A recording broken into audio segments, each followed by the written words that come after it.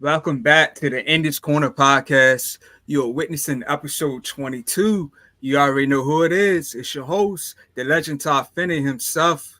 Y'all know what the slogan is, no BS boxing. Hey, I got my guy up in here with me. You know him as the one and only G5JeffTv, aka G5, aka the Guru. Jeff, what What's it up? do? What's up with you? What's up with you? What's up? What's up, man? Another day off, just to chop this boxing talk, man. We got a lot to get into. A Next week, lot. it's the big fight. Next Saturday is the big fight. Terrence Crawford, Eric Spence. Next Tuesday we got Cool Boy Fulton versus Anui. And it's been a lot of news. It's a media workout with Terrence Crawford today. You know, hmm uh, it's coming out that Ryan Garcia got paid $30 million for the Tank Davis fight. So we got a hmm lot to get into, man. So For sure. For yeah, sure. Let's get this thing going. yeah. Like before we get into that, man. Of course, I want to get into this thing with Boots and Ramon Villa. I know I talked to you about it off camera. But Right. I want to get into about the fight, and I want to get into where does Boots go from here. So Bruh, I'm starting off the show controversial, but screw it. Um I know Boots don't belong on nobody's pound for pound list. He doesn't have an official world title yet. He hasn't had an official world title. But when it come to boxing, I got 20/20 vision. You look at Boots inside of the ring against Villa, and you can't tell me there's five guys in the sport more talented than this guy. Period. that's Whether you a Boots fan or not, like you know the goods when you see it, and Boots is a problem. Like Boots want people to criticize Boots. It feel like people are looking for something to criticize about. You know what I mean? Like I seen certain posts where they was like, "Oh well, his defense ain't that tight. He get hit too much and things like that." And I'm like, obviously he could have boxed and just made this guy just miss everything, but he went in there and made it an exciting fight, and he still was defensively sound. While being in an exciting fight. So I think Boots is one of the most talented guys in the sport. I mean, what's next for him? I would like to see him and Stan Jonas. Him and Stan Jonas would be a good fight. I think the winner of Ugas and Thurman, I think that's a good scrap. If he can't get neither one of them, he needs to run it back the same way he did with Villa. Just find another opponent, go to Atlantic City, maybe the Barclay. I would suggest the Barclay be the next fight, fight location for him.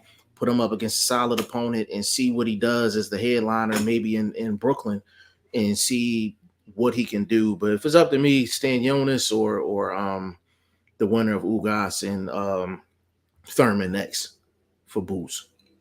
What you think, bro? Yeah, I agree 100. Those are going to be my options. Like I think the best names for him going forward after his fight over, after his winner with Villa is definitely Keith Thurman versus Ugas winner or Stan Onis. And but we haven't seen no official date for Keith Thurman and Ugas, so it looks like that fight hasn't been made yet. So, but that's a good option. And like far as some stay busy fights, even though that Ramon Villa lost, even though he lost to Bruce, even though he beat Rashidi, I still think Rashidi would be a good option for Boots just for a stay busy fight. Yeah, that's a great point. That's a great point. And for the people that disagree with that, let me leave you guys with this. A lot of people thought Speedy won that fight. A lot of people thought still won that fight off of two knockdowns. So we got to keep that in mind as well. So if Boots could get Rashidi Ellis, Atlantic City or Brooklyn, it's going to do some numbers at the live gate. Like people going to come out to see that. And to be honest with you, they could pull that off too. Because where does Rashidi Ellis have to go? Like him and Villa rematch doesn't make sense now because Villa just got beat bad So that doesn't make any sense. And Rashidi Ellis is at a point where rebuilding and rebranding is really not in the cards right now. It's either sink or swim. So they may force him to take a Boots fight, and he might have to, you know, go see Boots or a young pup, young up and coming guy. You know what I'm saying? So Rashidi's behind the eight ball right now, but I wouldn't mind that fight. I wouldn't mind that fight until the Crawford and Spence thing. People gotta remember that's a two-fight deal. That's a two-fight deal. So neither one of them is gonna be free, and them belts ain't gonna be free no time soon. So Boots need to be busy. Give me Rashidi Ellis and Keith Thurman. Rashidi Yeah, Ellis, Keith Thurman. I think those would be two really good fights for Boots. facts, facts. And, like as far as my experience, being in the building, Philly guys definitely showed up and showed out. Cause like all through the venue, everybody was rocking the boot shirts that had the boxing logo on the back. So, as far as that fight being his first main event, I would say it was a success for sure. It was definitely a success.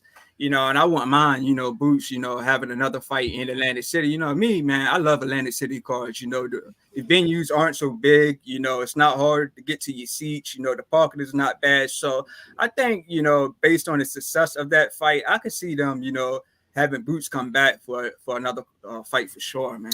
Yeah, I can see it too. It's just that Villa fight just happened, a week or two ago. So they need to get him right back in the ring. Like if they can get him back in like September, and then maybe a fight at the end of the year, I think that'd be great. Got to keep the momentum going. You know what I mean? Got to keep it going. Yeah, facts. Yeah, so one thing I can say that Boots definitely made a statement. A lot of people would criticize him, from his win over the Corinne dude. But Styles makes fights, and that guy was basically just in survival mode. He was running the whole time. So the fact that Boots got a stoppage over Ramon Villa, who's never been stopped before, I think that makes it more impressive, and people get back to saying Boots is the real thing.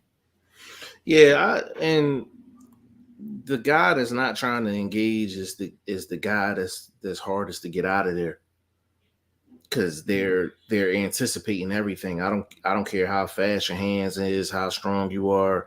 If the only thing you're thinking is defense, that's the hardest guy to get out of there. That's the hardest guy to set up too, because the guy's not going to throw with you. He's not going to stand in the pocket. It's so many things he's not willing to engage. So that's the hardest guy to get up out of there. You know, so I didn't really look too much into that fight. Actually, that fight actually benefited Boots because somebody went 12 on him. So it actually helped him out. They was like, oh, well, if he can do it, maybe I'll go in there and try as well. You need a fight like that. Like you coming in, blowing everybody out, ain't nobody gonna want to fight you. So his last two performances should open up the doors for other fights because he got Villa out in the 10th. But Villa was taking some smoke. He was taking some hella smoke. I don't know how it sounded in the building. I know how it sounded on my TV. He was taking some smoke. Yeah. I was like, God damn, like he got some whiskers on him. Like, Yeah. Yeah, facts, man. Like from the first round, like from what I remember from the first round, Boots came out all offense. Just tagging Veer. Veer didn't have much for him in that first round, and if I'm not mistaken, like after the first round, like when they went to the corners, like Veer, his face was already red and bleeding. So I was like, man, this is gonna be easy work for Boots. But Ramon Veer proved me wrong, man. He definitely had a strong chin. Definitely had a strong chin, but he made the fight competitive in some rounds. But for the most part, yeah, Boots just showed that he was next level with it. yeah, Boots. Yeah, Boots a problem, man. Like Boots is an absolute problem. And the thing about it is he chose to make it an exciting fight. Like, trust me, he chose to make it an exciting fight. He could have stayed on the outside box and made it boring. Big shout out to Villa for having the chin that he has. And he wasn't just in there just taking shots. Like he was trying to get his.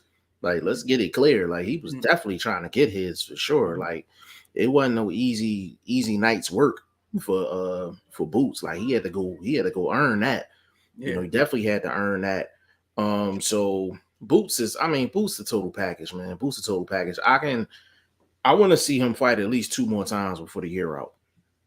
He should be fighting 3, 4 times a year until this Spence Crawford thing fixes itself out. Like, you know what I'm saying? yeah. So I'm gonna say one more thing, then we jump into the comments. So Yep, yep. like yeah, like salute to Chris G, man. You know, I talked with Chris off camera about this, right? So like when I was at the fight, you know, Chris was messaging me back and forth. And he was saying, man, it looks like Boots is like kind of letting Veer tag him. Man, to me, it looked like that too. It seemed like Boots was just letting him tag him just to make the fight more interesting. But you know, like we seen Boots get caught with some shots before in his previous fights. You know, Thomas DeLorme. So like he doesn't have the best chin. He doesn't have the best chin, but you know he got a solid chin for sure. He got a Yeah, solid chin. you gotta think of it this way too. If a guy that just beat Speedy Ellis and that's the guy you're letting them tag you a little bit just to make the fight more entertaining, it kind of tells you it kind of tells you something about Boots at the end of the day. Like it's you can tell with Boots, I can't even say this is beyond nitpicking, but for as much time as Boots spend in the pocket, he gets hit the least out of a lot of guys that stay in the pocket for as long as he does. People need to understand that, but Boots is really his defense is he got A1 defense. He has A1 defense, but when you're in the pocket for as long as he's in the pocket, you're gonna get hit with something like he's not John Wick. Like, you know what I mean? Like, Yeah, like he's gonna get any fighter's gonna get hit with something if you staying in the kitchen too long. And yeah, that's just what happens. But all of this is good for Boots because Boots at one point looked invincible. So he went from looking invincible to looking just great. There is a difference between the two. You know what I'm right. saying? And more fighters are trying to get into the ring with a great fighter than an invincible fighter. You know what I'm saying? So I think Boots has done a good job of promoting himself, marketing himself. Big shout out to Wyatt Some Sports Media too, man. Like he makes sure he stay, tapped in with the Bozy in his gym and all of that and Boots and everything. So I think nothing but big fights. He should be the Villa fight should be the last fight where it's a guy where it's like not really known. From this point on, it should all be known names and heavy hitters for him going forward. Facts. Yeah, facts. Let me get in the comments, man. Jo in the building said salute G5 and Ty. You know, salute Jo. Appreciate having you in. Big shout Uh, out to JL. That's my guy right there. all right, Andre Southgate. He said salute all for support. Big Who shout out shout to out? Southgate. He interviewed Tim Witherspoon too. Big shout out to him for that, man. Oh, that's what's up, man. Yeah, you gotta put the link out there, Dre. All right. Jo says, I'm not sure why the topic is, but what do you think about this supposed Devin versus Regis fight happening at the end of the year? Do you think he should have gave Shakur a bigger piece of the pot? I was gonna get into that too, man, but You wanna cook? You wanna cook? You wanna cook first on it? You can cook first on yeah, it. Go yeah, ahead. Go yeah. ahead. So my thoughts is this: if Devin Haney was gonna stay at 135, I would like for him to fight Shakur. But of course, you know, Shakur Stevenson didn't like the offer, that they gave him, but 75, 25 split or whatever the case was. He didn't like the offer. And I'm saying that Shakur contacted the WBC to try to enforce the fight. So if Devin Haney doesn't stay at 135, if he decides to go up to 140, I would rather see him fight Teofimo Lopez. Because Teofimo Lopez, he ditched retirement, he's keeping his belt. So I would like to see him fight, Teofimo Lopez. But it looks like Devin Haney and Progress are going back and forth on social media. So if they're going to be doing a lot of trash talking to each other, I say make the fight happen. Yeah, I mean, Haney's really in the driver's seat. I really wanted to get into that 75-25 thing. I say it all the time, like, a stupid person is somebody that has leverage and don't use it. Like that's the definition of somebody that's stupid. You know what I'm saying? So that 75-25, it more represented, you know, just being in a position of strength. Um, if he's thinking probably 65-35, then yeah, of course you're gonna offer 75-25 and see if you can get it. And then if they negotiate down to 65-35, that's what you wanted anyway. You know what I'm saying? So I from Haney's end, I I understand it. I know people was like, oh well, he offered 75-25. He really don't want to fight, this, that, and the third. I'm gonna play devil's advocate on this one because I didn't mind the 75-25 offer, and I understood why Shakur turned it down. Number one, Shakur, what is he actually bringing at 135? No belt. He only had one fight at 135, which was his last fight against an unknown name, right? Outside of that, the only thing that connects Shakur and Devin Haney is that sparring session that they had at the Mayweather gym. So Haney went, beat Kambosos twice in his backyard, came back, beat Lomachenko. Debatable, but he beat Lomachenko, and he has all the belts. He's undisputed. So I'm not offering 60% for myself if I'm undisputed and the other guy has nothing to bring to the table except for some popularity. You understand what I'm saying? So I get it from Haney's end, but from Shakur end, you can't. The only way you sign a 75-25 deal is unless it's a 2-fight deal. And the winner of it, whoever wins, they get the 75% next go round. You know what I'm saying? Like that's the only way Shakur should take it. So I didn't have a problem with it either way. I think 65-35 is probably more fair. You know what I'm saying? Like probably more fair. But I get it. I get it. From Haney at the end of the day. And as far as Regis goes, Regis having a trash ass fight was the best thing that could have happened to him. It's the best thing that could have happened to him because he's the guy. He has a belt, but he's the guy that has somewhat of a name, but nobody really wants to face him. So it's nothing better than to have trash talk after you done had a suspect performance. And I'm not starting nothing. He said himself he had a suspect performance. Everybody can't fight at home. You know what I'm saying? It's a hometown fight. He didn't show up. He didn't. Right. Bottom line, like he didn't show up. That wasn't the typical Regis.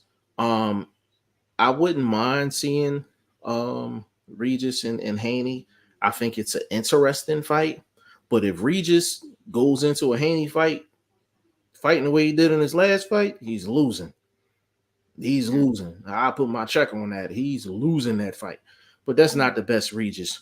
You know what I'm saying? That's not the best Regis at all.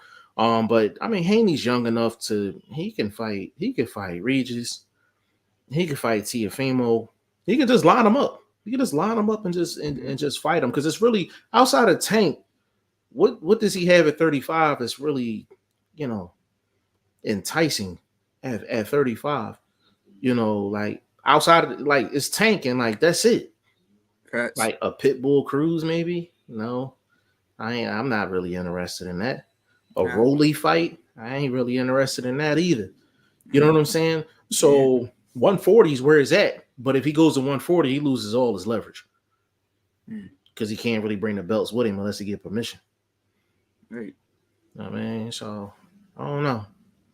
Yeah, but I'm with you on Regis' performance in his last fight, man. It wasn't good, but Styles makes fights, and his opponent definitely bought that style where Regis was uncomfortable. He couldn't do his best at. So, yeah, the Brazil guy, I think that's his name, Zaril or something like that. Yeah, his style was just so weird, man, and it definitely made Regis' job a lot harder. So I think a lot of people are going to look at Regis like, man, he's not all that, man. I definitely want to fight him. So I can see, Haney looking at that fight and saying this is easy work.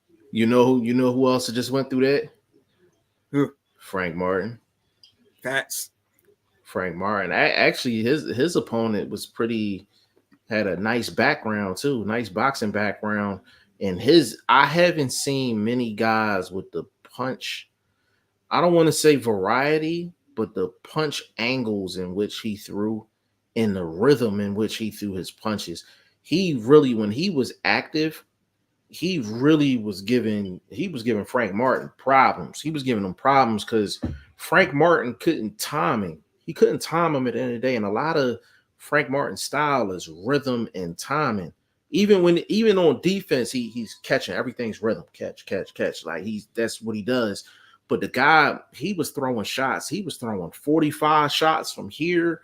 He was throwing 10, 20 shots like this. Like it was crazy. Like I'm like, yo, his punch variety is crazy. Like, but he Frank Martin made them investments to the body.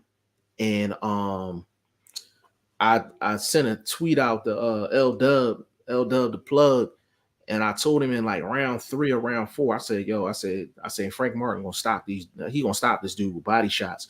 But body shots is what actually got him the knockdown in the 12th.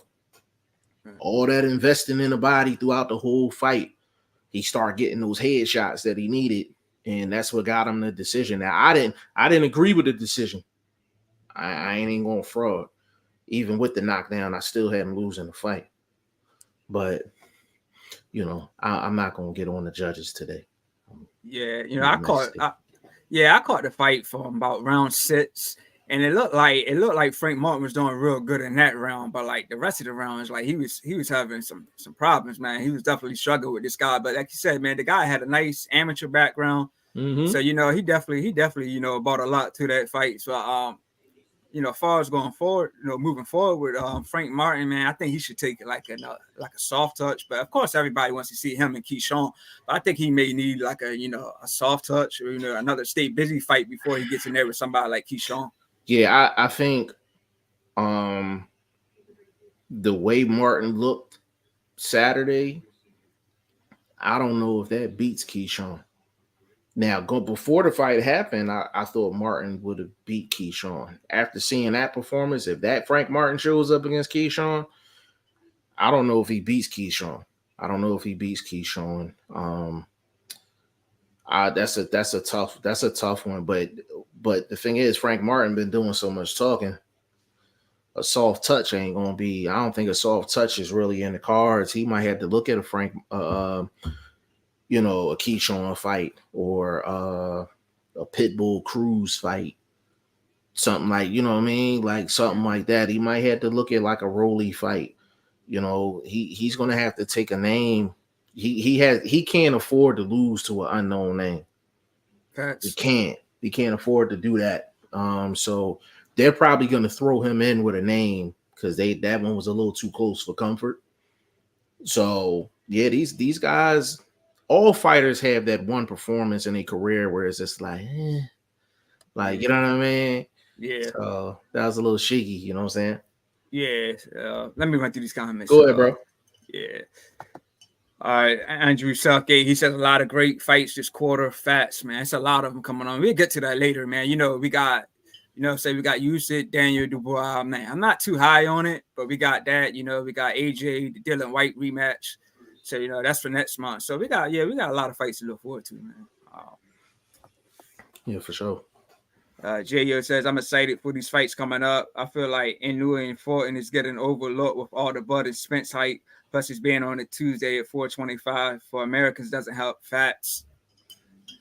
I couldn't agree more, man. I couldn't agree more. To be honest with you, J.O., that fight was flying. That fight has been signed, sealed, and delivered before Spence and Crawford was even announced. And it was still under the radar. That's the bad thing. So it's really under the radar now. I couldn't agree more, bro. Yeah, man. Tuesday. I'm saying I think the undercard is supposed to start like 4:30 or so, but the main event, Fortin and Norwood probably start around 6. But yeah, Tuesday, 6 in the morning, man. I mean, maybe to get a lot of views in Japan, but I don't know about here, man. Everybody might be still asleep or at work. You know what I'm saying? So that's yeah.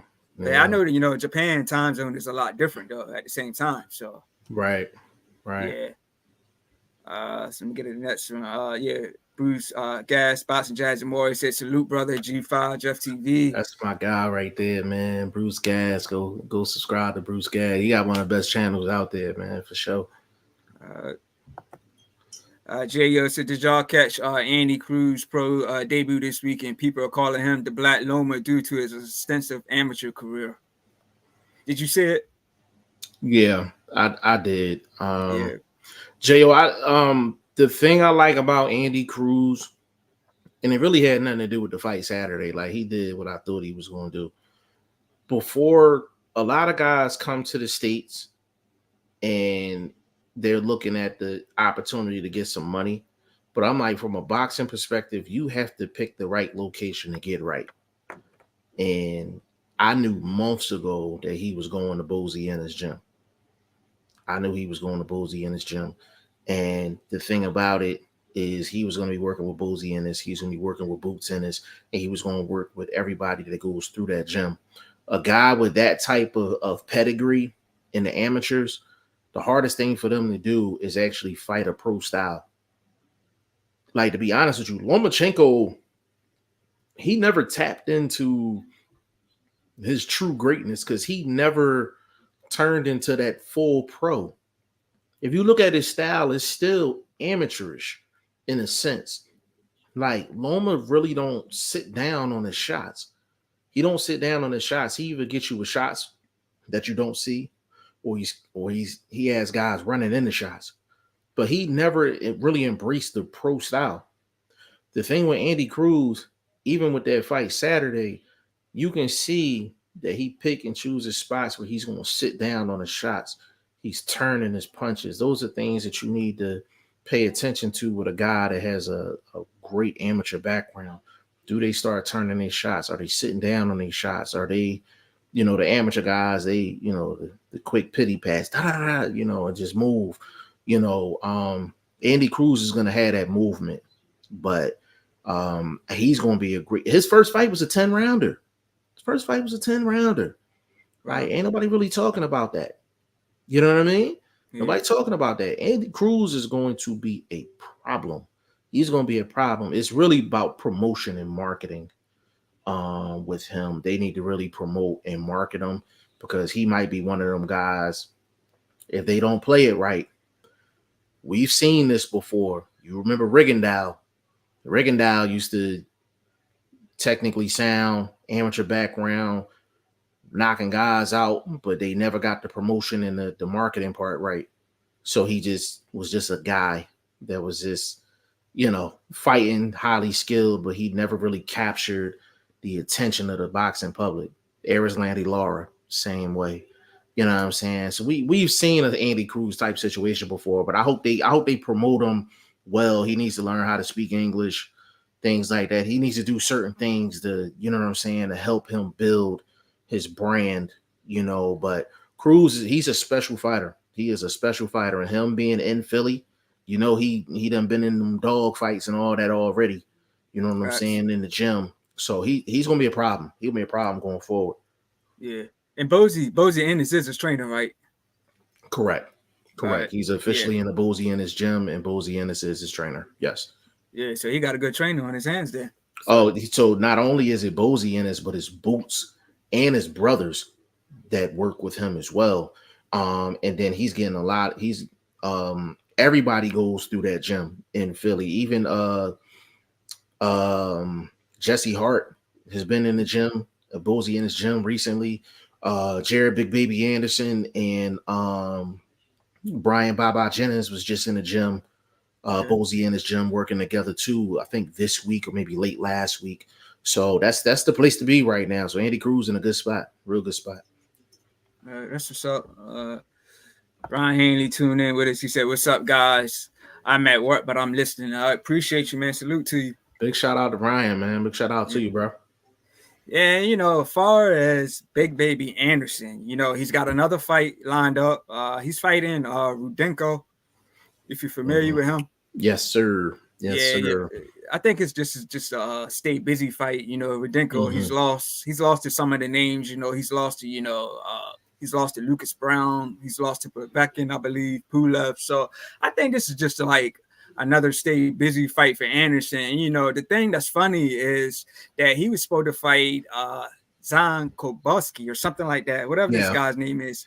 But yeah, now that guy is fighting Effie Ajaba on the undercard.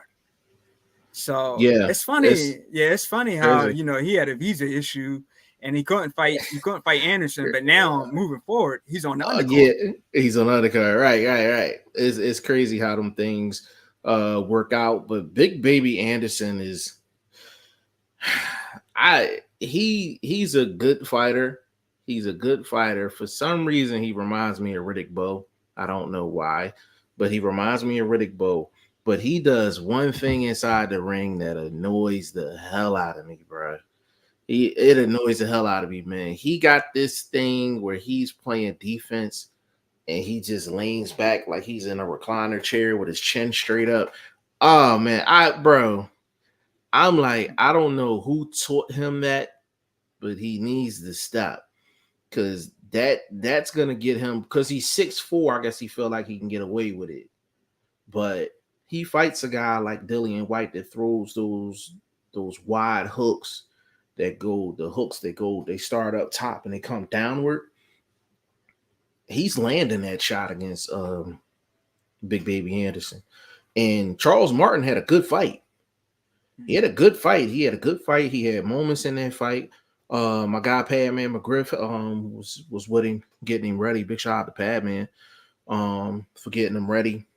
But the thing is, like, there's some holes in Big Baby's game that I think they need to correct. And this is a fight. Hopefully he can kind of work on some things and get some things corrected going forward. But it's a good fighter, man. I think he's a top between 10 and like 12, Yeah, in the division. But he should be fighting after this fight, he should be fighting bigger names. Because we, yeah, we got to see where he's at, like for real, for real. yeah.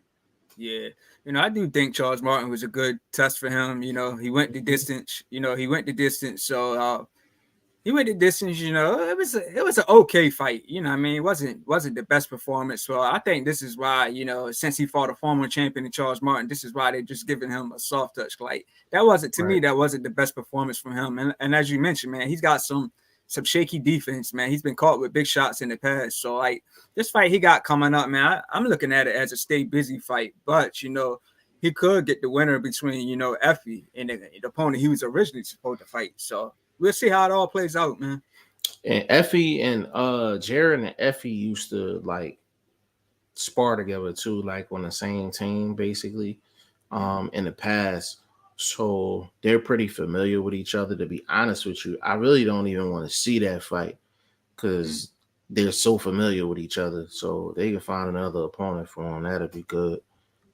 gotcha. All right. Let me run through these comments. Yes, So, sir. all right. Toby in the building. Who shouted out Toby? He says, fighters who don't speak English are incredibly hard to market, don't do well at press conferences, and don't do well for advertising. I hate saying this, but there's many bots of fans who don't read subs. That's a fact, bro. That's 100% facts, and that's what I was alluding to. Just guys that don't speak English, guys that don't know how to promote, don't know how to market.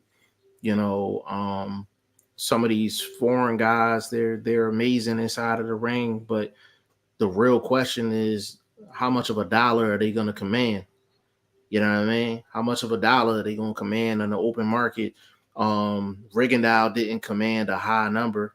Landy Lara was getting overpaid for years only because of the Al Heyman effect, but they never did anything to really put themselves out there. So I think Toby's 100% right. Toby 100% right. Yeah. Do you think that Matias gets the you know, the marketing that he deserves? It's a Nah, real Matias. hell no. That's my guy too. He's Yeah. another one. He's another one. Great fighter, hard nosed fighter, hardcore fighter, and there's no promotion. There's no promotion, no back end. I don't know if he speaks English or not, but it's a lot of this game has to do with marketing and promotion. Your boxing ability is really what's on the back end. You know what I'm saying? So until these guys realize that and really get a team behind them that's gonna, basically try to get their brand out there, Yeah. they're just gonna be great fighters that's not gonna get the credit they deserve or the Yeah. money. Yeah, he recently fought Ponce, beat Ponce, prior to that, he fought on the Gary Russell Mark Messiah on the card. So that was like once a year, man. So, I don't like to see that. But shout out to the guys, that's fought twice this year, including Tank, including Boots, so hopefully we can see a lot of that with PBC going forward, Yeah, man. they try and get a little busy. They try and get a little busy for Yeah, sure. facts. Yeah, facts. Let me run through the next one. Joseph and in the building, who shot at who. He says, I'm watching for and he knew Bon Mello fighting at 154 pounder, coming off a year layoff and hand injury. Hey man, let me say this, man. I'm not liking, the odds, for Canelo and Jamel. Like from what I'm seeing, most people are going for Canelo. It's only a handful of people that's going, for Mel. I'm seeing Kenny Ellis is going for Mel. I'm seeing Jose Benavidez Sr., he's going for Mel. But it seems like, all the conversations I've been having about this, Canelo and Mel, it seems like everybody going for Canelo. Nobody's really giving Mel a shot. So like that, Mel's my favorite fighter. So like that kind of ticks me, man. That's Vlog favorite fighter too. Yeah. Vlog definitely going for Mel. I don't. I mean, traditionally speaking, 168 versus 154, you're gonna lean towards the 68. But I need for people to pay attention to the actual betting odds. Mel is only like a plus like 220, 225.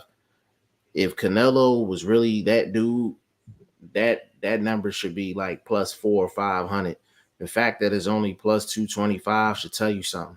He's really only like a 2-1 dog, and that's pretty light for a guy of Canelo's stature. I think Mel got a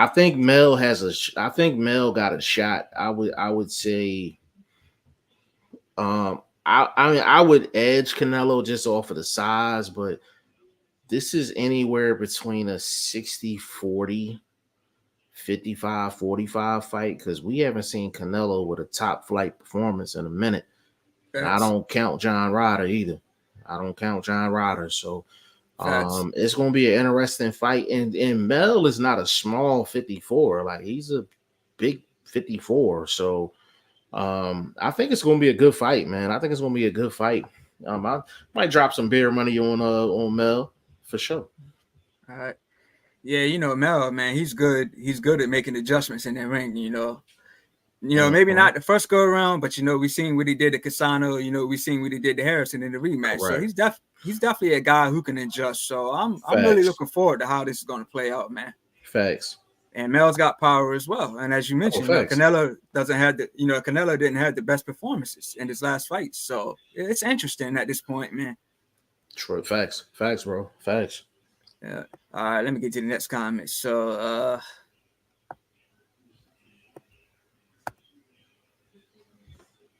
all right, Toby says Anderson is doing the right thing by staying active. Agree with the lean back. He's going to get caught.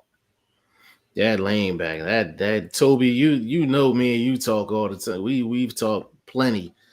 Stuff like that annoys the hell out of me, man. Like it really, because the thing about it, Toby, is not only does he try to lean back, but he tries to lean back and catch.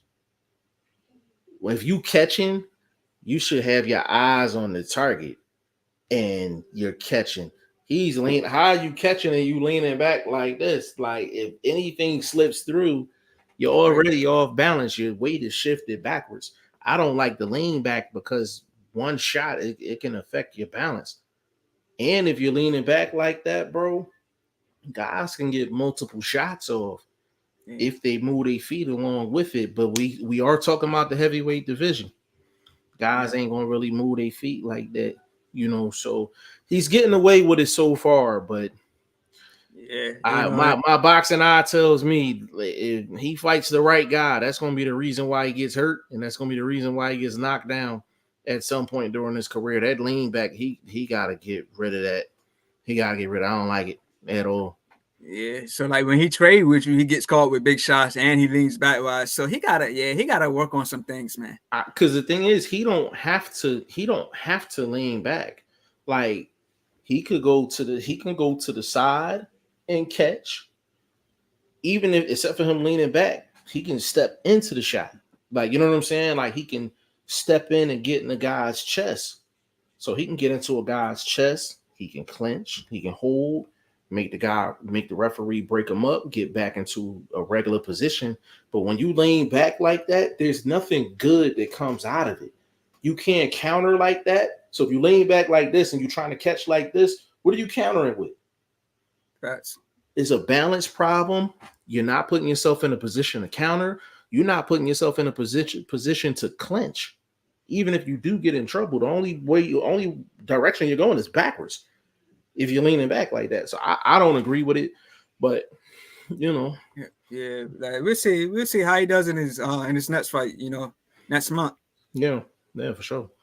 Let me run through the next one. J.O. he says, this Big Baby Anderson comment saying he only fights because he has to and that he has no real love for the sport, revealing plans to retire the next couple of years. Worry y'all. Let me cook on that. I did see the interview. I believe he was talking with a guy from Fight Hype, and he was mentioning retirement. So I'm like, the fact that he does have another fight so fast, I'm like, maybe he isn't, maybe he isn't thinking about retirement. The same thing I said about Teofimo Lopez. These guys are mentioning retirement, but they still fighting. The Teofimo Lopez, that was fast, man. He ditched retirement, now he's right back. So that's just my take on it, man.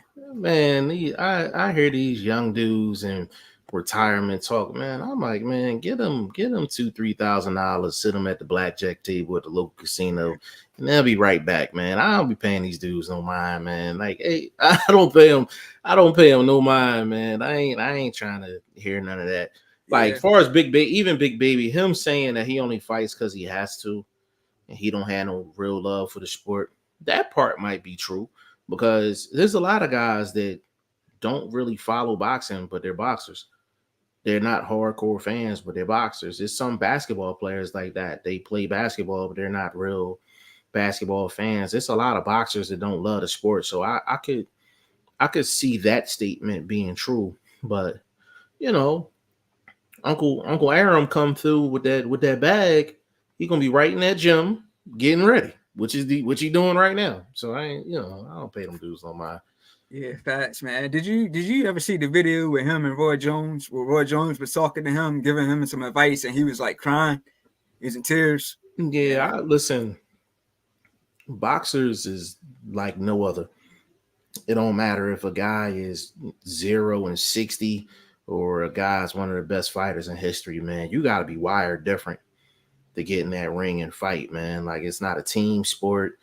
It's not even an individual sport, like in terms of like golf and stuff. It's literally you versus the other person, you versus whatever happened in camp, you versus your body and how it feels, you having to deal with boxing corruption, you having to deal with guys on PEDs and stuff like that. Like, it is a lonely sport that can really mess with you psychologically as a fighter. So when these guys, they start mouthing off and all that, I really don't pay no mind. I just look at it like they just having a moment. They'll be back. They just having a moment and they just venting, So I think that's what a lot of that is, bro. Yeah. And as far as Big Baby Anderson and Teofimo, I believe they got a lot to offer to the sport, man. They both in their prime, they both in their 20s. Yeah. You know what I'm saying? They would have, a major network. So I believe they got a lot to offer to the sport. Tio just been coming out lately saying, he's not getting the big paydays that he deserved. But like if the fight happens with him and Haney, man, I believe he'll get a awesome payday. So yeah, I mean, I agree, and I think a lot of that is marketing and promotion and things like that. You get on camera, you say something crazy, you gonna have your T Finney's coming on and talking about it. You gonna have your G5s talking about it. If he didn't say nothing crazy, I ain't talking about it. Like, you know what I'm saying? I ain't talking about him, so I get it. You know what I'm saying? So I get it. Facts. Let me run into comments, man. Yes, sir.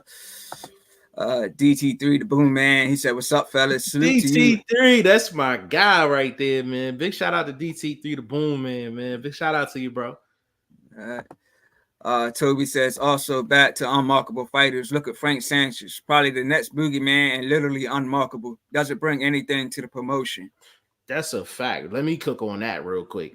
Yeah, that's a fact, Toby. Frank Sanchez is a good example. I'll give you another example, even though he lost, I think, twice recently. But Tony Yoka.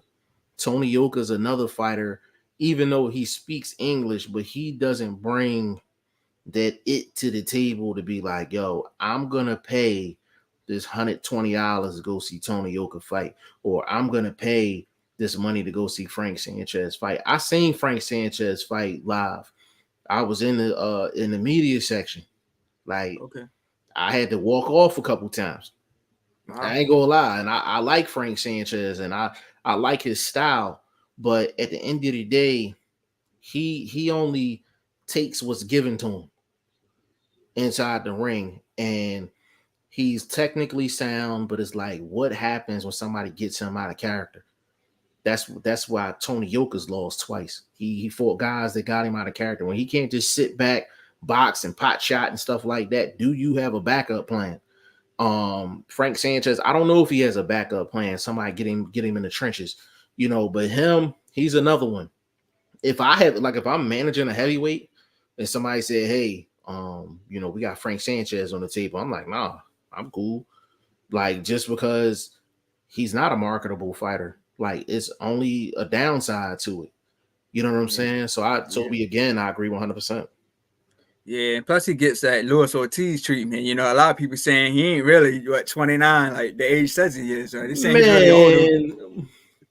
Bro, he looked like somebody granddad's dad, yo. Like, he look old in the face, man. Yeah, so. he definitely getting them SSI checks, man, for sure. I'm not buying that. Whatever age they say is, I ain't buying it. I ain't buying it at all, bro. Let me run the next one. DC3, the Boom Man. He said they did it for Triple G though. Ooh, let me cook on that real quick. DC3. The reason why Triple G got the buzz that he got is because he had a whole network behind him. And DT3, you know that too. He had all of HBO behind him. All of HBO behind him. And on top of that, they made sure Triple G's name was linked to Canelo way before they fought the first time. And Canelo was the biggest name in the sport even back then. He was one of the biggest names in the sport. So that dynamic was a little different. It's different when you got a whole network behind you. So you take a Andy Cruz, he's not going to have a network behind him. Rigo didn't have a network behind him. Frank Sanchez didn't have a network behind him. Like, these guys don't have networks behind them. That's the difference. Triple G had a network behind him. And HBO, and it wasn't just Triple G. There was all them European fighters at that time. They was in love with them European fighters. They was promoting all of them fighters. You know what I'm saying? They was promoting all of them at that point. But that's the difference between Triple G and what we was talking about earlier. Triple G had a whole network behind him. You're not going to stop a whole network, especially HBO was the biggest at that particular time. So, yeah. Yeah, and plus, Triple G, like, man, he was getting so many stoppages. I know once his, once his competition stopped up, they weren't coming like that. But man, he was getting like some of the best stoppages. Man. I mean, highlight real knockouts, man. And the thing is, like, Rigo has some nice knockouts, but he ain't really had no highlight real joints. Andy Cruz not gonna get you no highlight real joints. Frank Sanchez not gonna get you no highlight real joints. Tony Yoka, it's a lot of guys. So Triple G, he had the power in that knockout ability to get the boxer's attention. You know what I'm saying? Get the boxer's attention. And usually the power guys, they got elite power, they usually get the attention.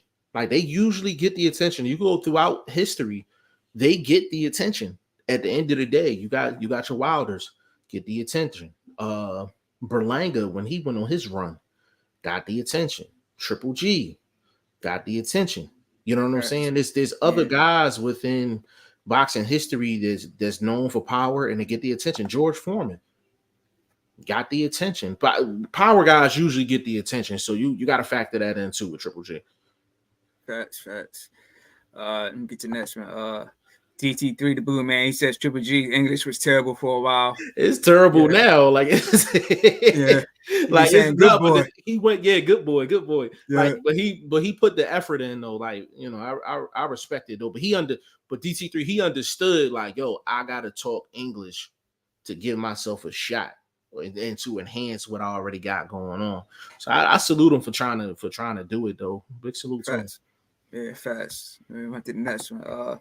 Kobe says, can we talk about Jamal Charlo still having the WBC middleweight title even after 2 years? It's criminal. What has Heyman got on Solomon? Good point.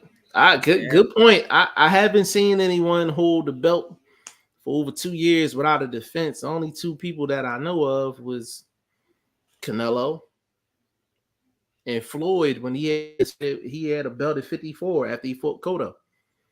After he fought Cotto, beat Cotto, had a 154-pound belt. He went a whole 2 years without defending it.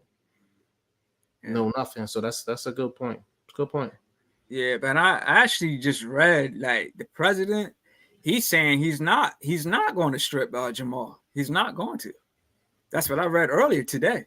He said he's not going to strip him. I think what's going on though, Toby, to be 100% honest with you, I think they probably reached out to the sanctioning body and probably said Maul got certain things going on, that personal stuff. And usually with that and them being open about it, I think that's what bought them some more time. So to be honest with you, they'll probably tax him a little more when it comes down to the title defense, you know, except for, 2% might be 3.5, 4. They gonna get theirs either way, you know what I mean? But they definitely doing them a favor for sure. Yeah, because like I mentioned to you, like when we was live before, I said like when him and Mel was having an interview, like he was on there crying, so he's definitely going through something, man. And then of course, everybody's talking about this video that he just did when he went live, and like saying he was drunk and he was wilding out, talking crazy. So I heard the reason. I've been told by a couple people what is actually going on with him. I ain't gonna really put it out. I'll talk to you off camera about that. But if that's the case, I still think it's a long time before, for him to be going through that. But maybe I don't know. Maybe we'll talk about it maybe later on. For sure. Man, he's getting worse than Keith Thurman, man. Yeah, for sure. Activity, man, he's getting worse than Keith Thurman. At least Keith gave us some TV appearances, announcing this stuff, man. Yeah. Charlo, I only see Charlo in the backyard, man, in the living rooms, man. Like I'm like, bro, like facts, man. Tush Mapine, AZS. Salute to you, man. He says, hey guys, what's your thoughts on Eddie Hearn's recent comments with Mike Hotsart about the 10 math debate? Would appreciate a shout watcher from England. I'm not sure about that. Man, Tushman Ping, big shout out to you, bro. Big shout out to you. I have not heard the comment. Did he just give the comment? I follow Eddie Hearn too. Bro, if you can drop that link in the chat or drop it on my Instagram, G5JeffTv, or T Finney, we'll definitely follow up on that for sure. Like, I'm just off the top of my head, I don't remember hearing anything about that, man. But once you tap in, bro, it's all family from here on out, man. So facts, man. Make sure you subscribe to T Finney. I don't know if you subscribe to me, but make sure you subscribe at the end of the day, and yeah, we can, once we hear it, like we'll definitely address it for sure. Yeah, like everybody that's tuning in, man, that's not subscribed to the channel, definitely subscribe to the channel, man. Appreciate it. Yeah, for sure. Yeah, all right. Joseph N, he says Bun Mello is an alcoholic. You can see videos of him acting out on the internet. Hey Joseph, I just want to know, how much money have you lost on Canelo, man? That's all I want to know, bro. Like, nah, it's but the thing about Canelo, man, like you gotta respect it at the end of the day, man. Like he pretty much jumps in there with whoever. His resume is stamped. You can't. I don't think there's one person that he's like afraid to fight or he's like ducking. I know the whole Benavidez thing. I think if he had to fight him, he would fight him. I don't think there's one person on the planet that Canelo wouldn't fight. I just think he's being strategic about things, just like Floyd and every other person that's at the top of the mountain supposed to do. Facts. You know what I'm saying? So, he might, he might like a little something in the shot glass. That's hey, who doesn't? You know what I'm saying? Who doesn't at the Yeah, end of the day? facts, man. Uh, DC3 the Boo, man. He says Mel better than Ryder, but I still think Canelo would get the dub. Yeah, I think Mel is definitely better than Ryder. Like, let's get this clear. Like, Mel is one of the best fighters on the planet. Let's get it clear. I think he's a top 10 fighter on the planet. Some people may even say top 5. He's in my top 10, for sure. I'm still debating on if he's in my top 5, but if he's not, he's very close. But he's one of the top 10 fighters in the world. So even though there's a size difference, Canelo, he ain't gonna have an easy night at the office. Like, you know what I'm saying? Like, he's definitely not he's not clocking in and it's gonna be an easy night of work. So I do think Canelo has the advantage. It's just Mel will just have that one fight where I'm just like, bruh, like, what are you doing? Like, you making things harder than what it has to be. The first Castaño fight, I'm like, bro, Yeah, what are you doing? Like the first Tony Harrison fight, I'm like, bro, what are you doing? He has fights like that where I'm just like, what are you doing? But I'm like, he can't have that against Canelo. Like, he cannot have a night like that. Like, facts, he has to be Mel's second Castaño fight, facts, Mel. Like, that's the best I ever seen Mel in a fight. Like, he gave you everything in the toolbox, like everything in facts. the toolbox. We need that Mel against Canelo. And even if the best Mel, even if that Mel comes out, it still may be a 55-45 fight or close to a 50-50 fight. Like, Canelo's good. He's good, man. Like, he's really good. But I think Mel got a shot. Mel got a shot, man. He definitely got a shot for sure. Yeah, as I mentioned, Mel, he's the guy that can go in there and make adjustments in the second fight. But this is gonna be a one shot at Canelo, man. So he got going there the first time and do what he got to do, man. That's a fact. That's a Yeah, fact, bro. yeah. So like, who you got in the fight, and like, what's your prediction? Bro, I like it's tough, man, because like people talk about the size advantage, but Canelo Canelo don't really throw his weight around like that. He's not the type of guy that's going to be leaning on you and doing all this extra stuff with his weight and all that. So it's just he's naturally the bigger guy. You know what I'm saying? He's naturally the bigger guy. I'm I'm gonna say I'm gonna say Canelo by decision, but I think there's gonna be enough controversy there to where people are gonna be calling for a rematch. Yeah, That's where I'm at the moment. I gotta do some film work on that Ryder fight because I thought before the Ryder fight I felt like Canelo was starting to be on the decline physically. 'Cause I didn't like the way he looked against Bivol. Like, he got almost blown. He got blown out in that fight. And it wasn't facts, even him losing rounds. It was really how he was losing the rounds. Like, prime Canelo would never let a guy get 7, 8, 9 shots off and he don't respond. He don't make facts, you pay for it. There was plenty of times in that fight where he was just letting Bivol just tee off. And I didn't like the way his punches looked. His punches wasn't snappy. He didn't look crisp. And I'm trying to determine if that was just a bad night, bad opponent, or that's him being on the decline physically. So I got to look at that Ryder fight real close. But I'm gonna say Canelo by close decision. Close, close. yeah. But I think Bill just got that style that just makes fighters not look good, just make them look uncomfortable. We seen what he did, with Zerto Ramirez. So he's Bro, definitely a skilled guy, even though he don't got power, but he just got a style, man. That just like he just makes his fighters not look good. Bro, if it wasn't for the judges, man, me and Shane would have probably put the house up on Bivol against Canelo. We was telling everybody, even vlog, like we was telling everybody, like, bro, this is the worst possible fight that Canelo can take. But he gained my respect. He gained my respect for taking it. But I'm like, yo, that was a horrible style matchup. Like, so I gotta see. I gotta see, man. Like maybe the layoff was good for him.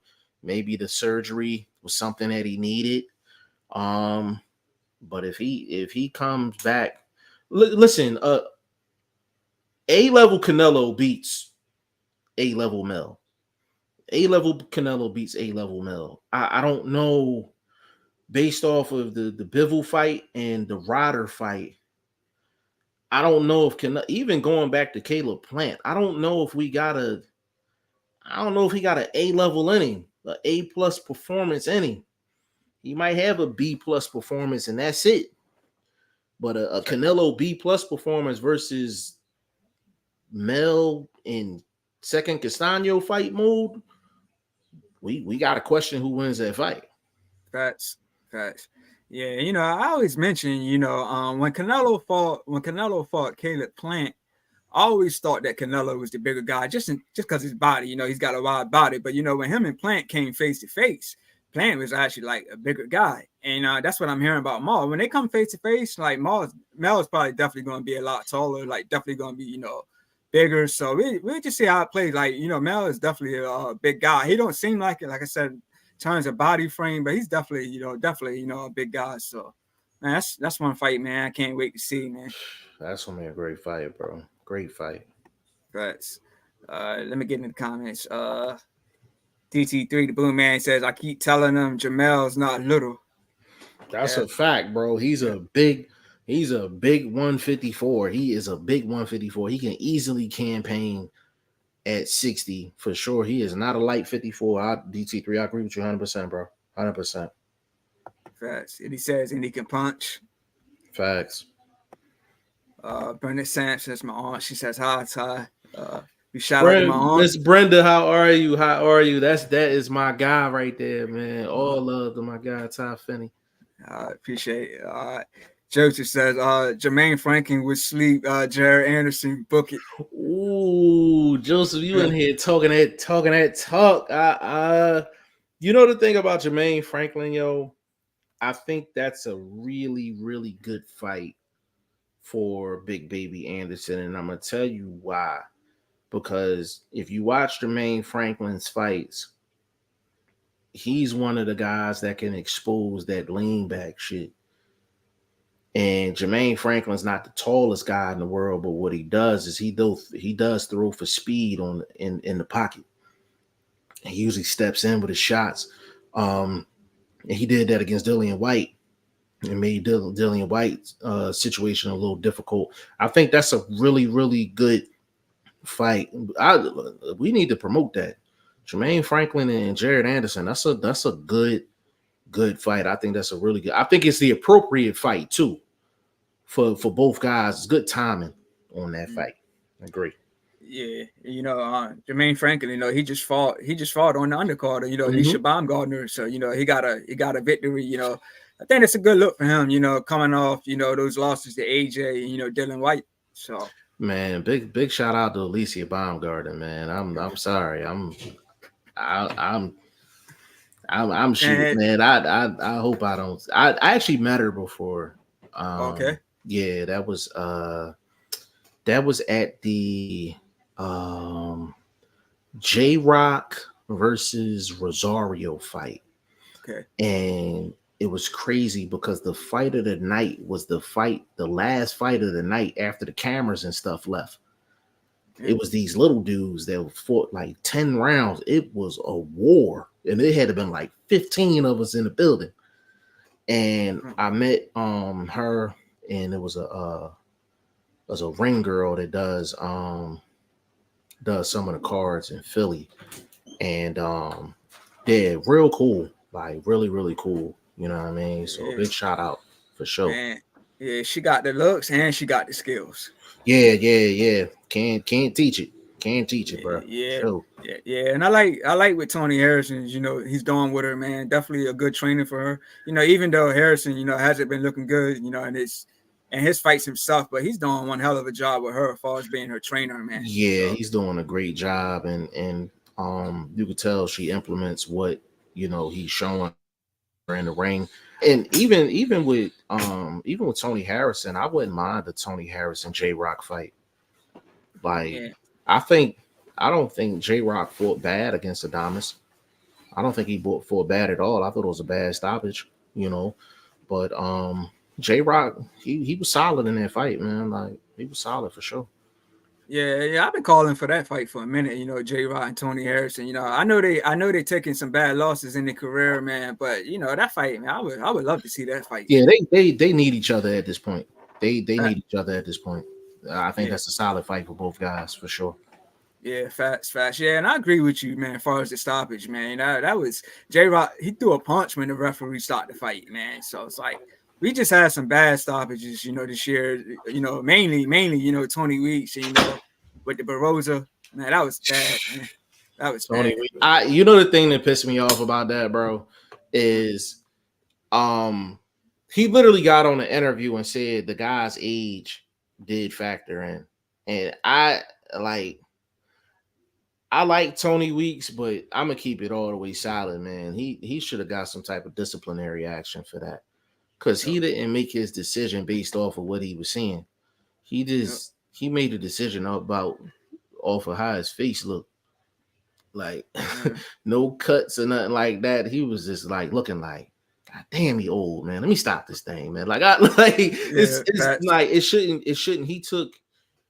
That's why I'm like, referees that don't do their job correctly and judges that don't do their job correctly, that guy is not going to get the payday that he deserves. He's not going to get that next opponent he deserves.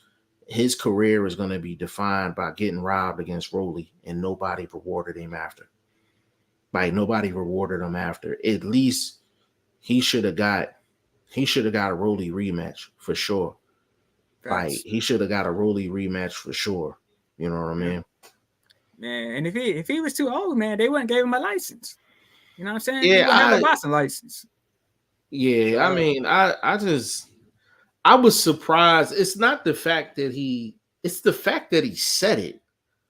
Like, it's the fact that he said it, man. Like, I mean, I'm not gonna lie. Like, he looked like, I mean, he looked like he been old for a long time, man. Like, bro, like he looked like he had a hard life, man, for real. Like, I'm like, bro, like, but it had nothing to do with, like, he wasn't in that much trouble. Like, you know what I mean? So it makes it seem like Tony Weeks just, I don't know if he was told, hey, listen, this guy get in trouble, man. Make sure you get in there and, make sure you stop that thing. Like, at this point nowadays, fighters that fight on the road or they're the B-side fighter, you got to worry more about the referee than the judge.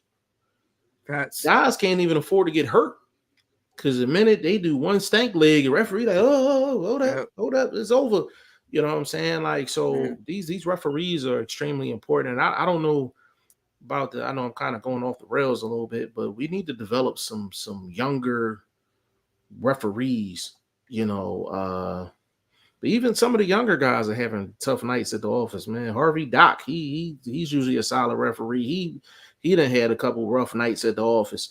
Like, we need to get younger at the referee position. And I know what they're wondering about, like, guys taking bribes and all that other stuff, and they think older guys just not gonna do it.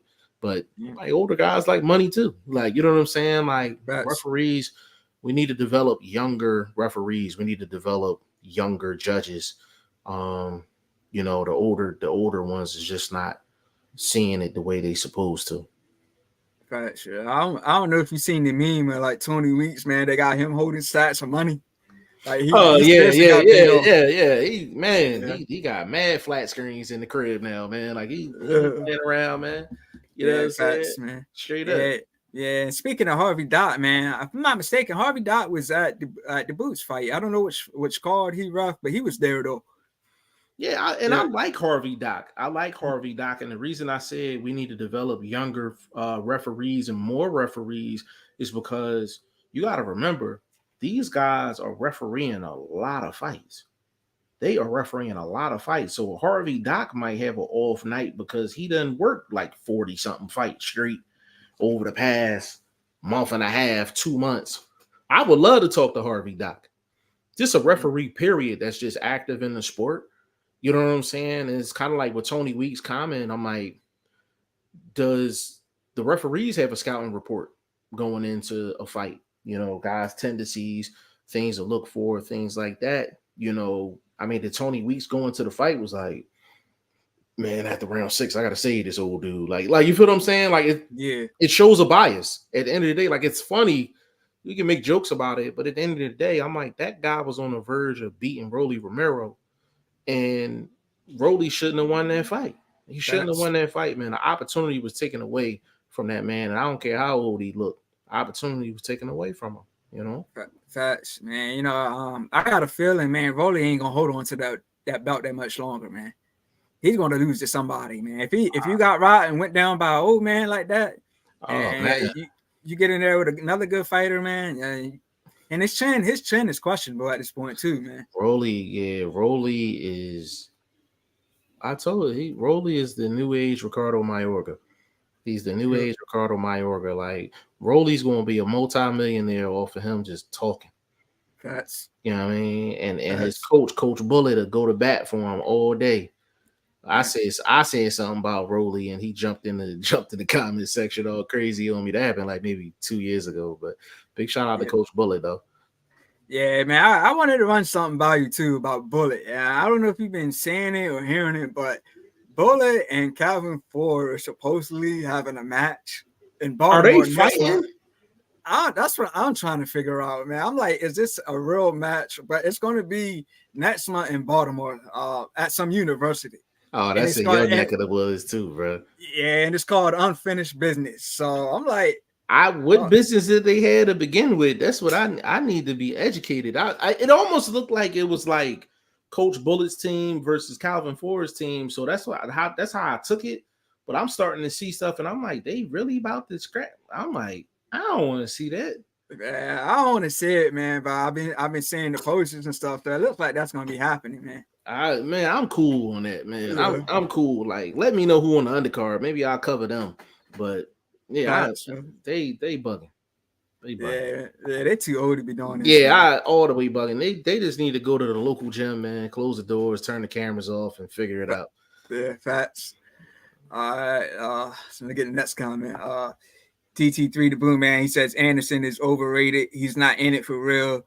Dubois is more dedicated than him. I can't really speak on the dedication part. I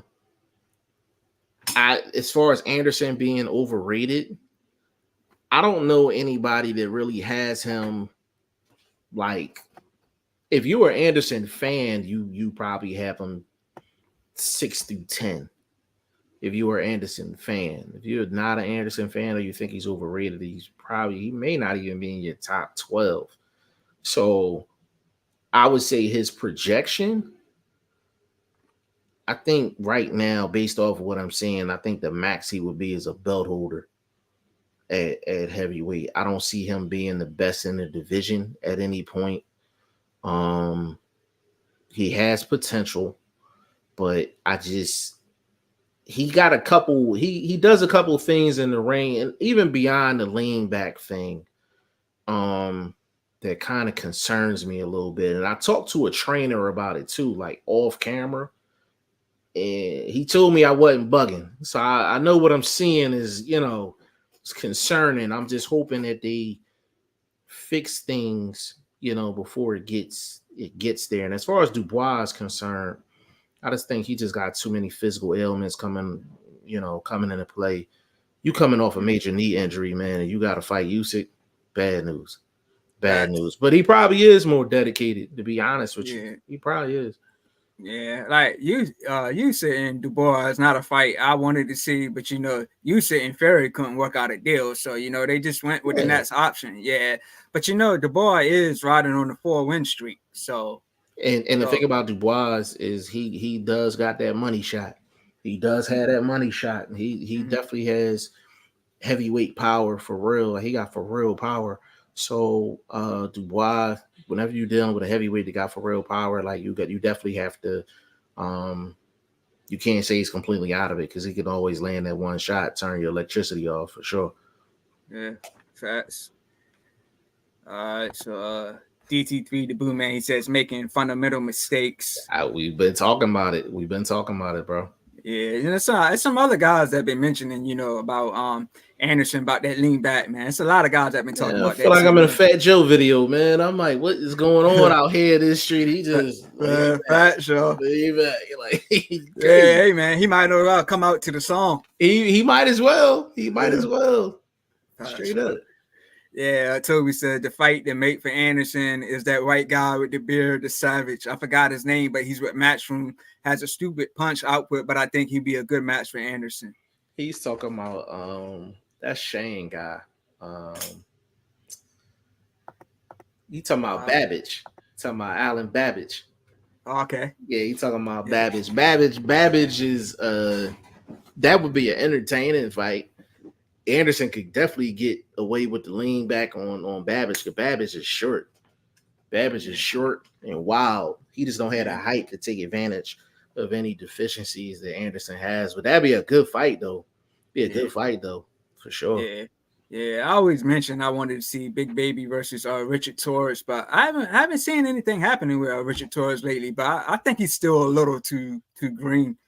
He's too green to take on a fighter like Anderson at this point.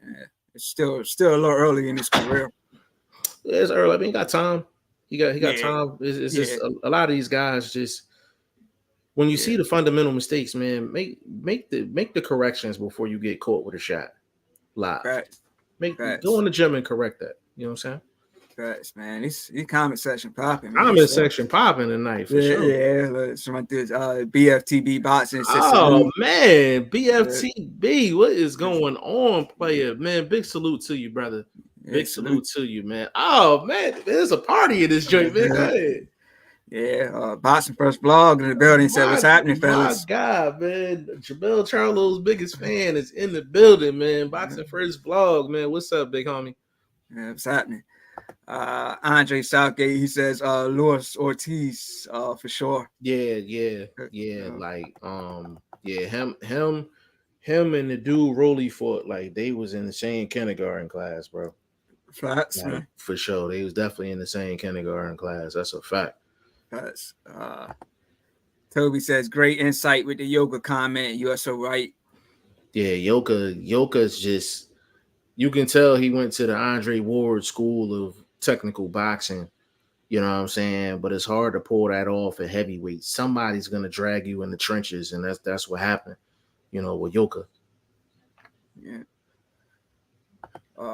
DT3 the Boo Man says, I know, I'm just saying. DT3 Man, he said first vlog. Big shout out to big homie. Yeah, my guy Gabriel Ruiz in the building. Who shouted to Gabriel Ruiz? He said, "What's up, fellas, man? What's up with you, man? Ruiz, what's up, bro? What's up with you?" DC3 the Boo Man says top rank 2. Facts. Says, are you guys getting much promotion in the USA for the Fulton fight? That's a great fight. Fulton versus Inouye. I wouldn't say so. Nah, I wouldn't say so. Nah, I wouldn't say so, man. I like, to be honest with you. Big shout out to Fulton for going on the road for this fight, because that's probably the only way that fight was going to happen. Inouye is probably making so much money in his hometown that it didn't make sense for him to come to the U.S.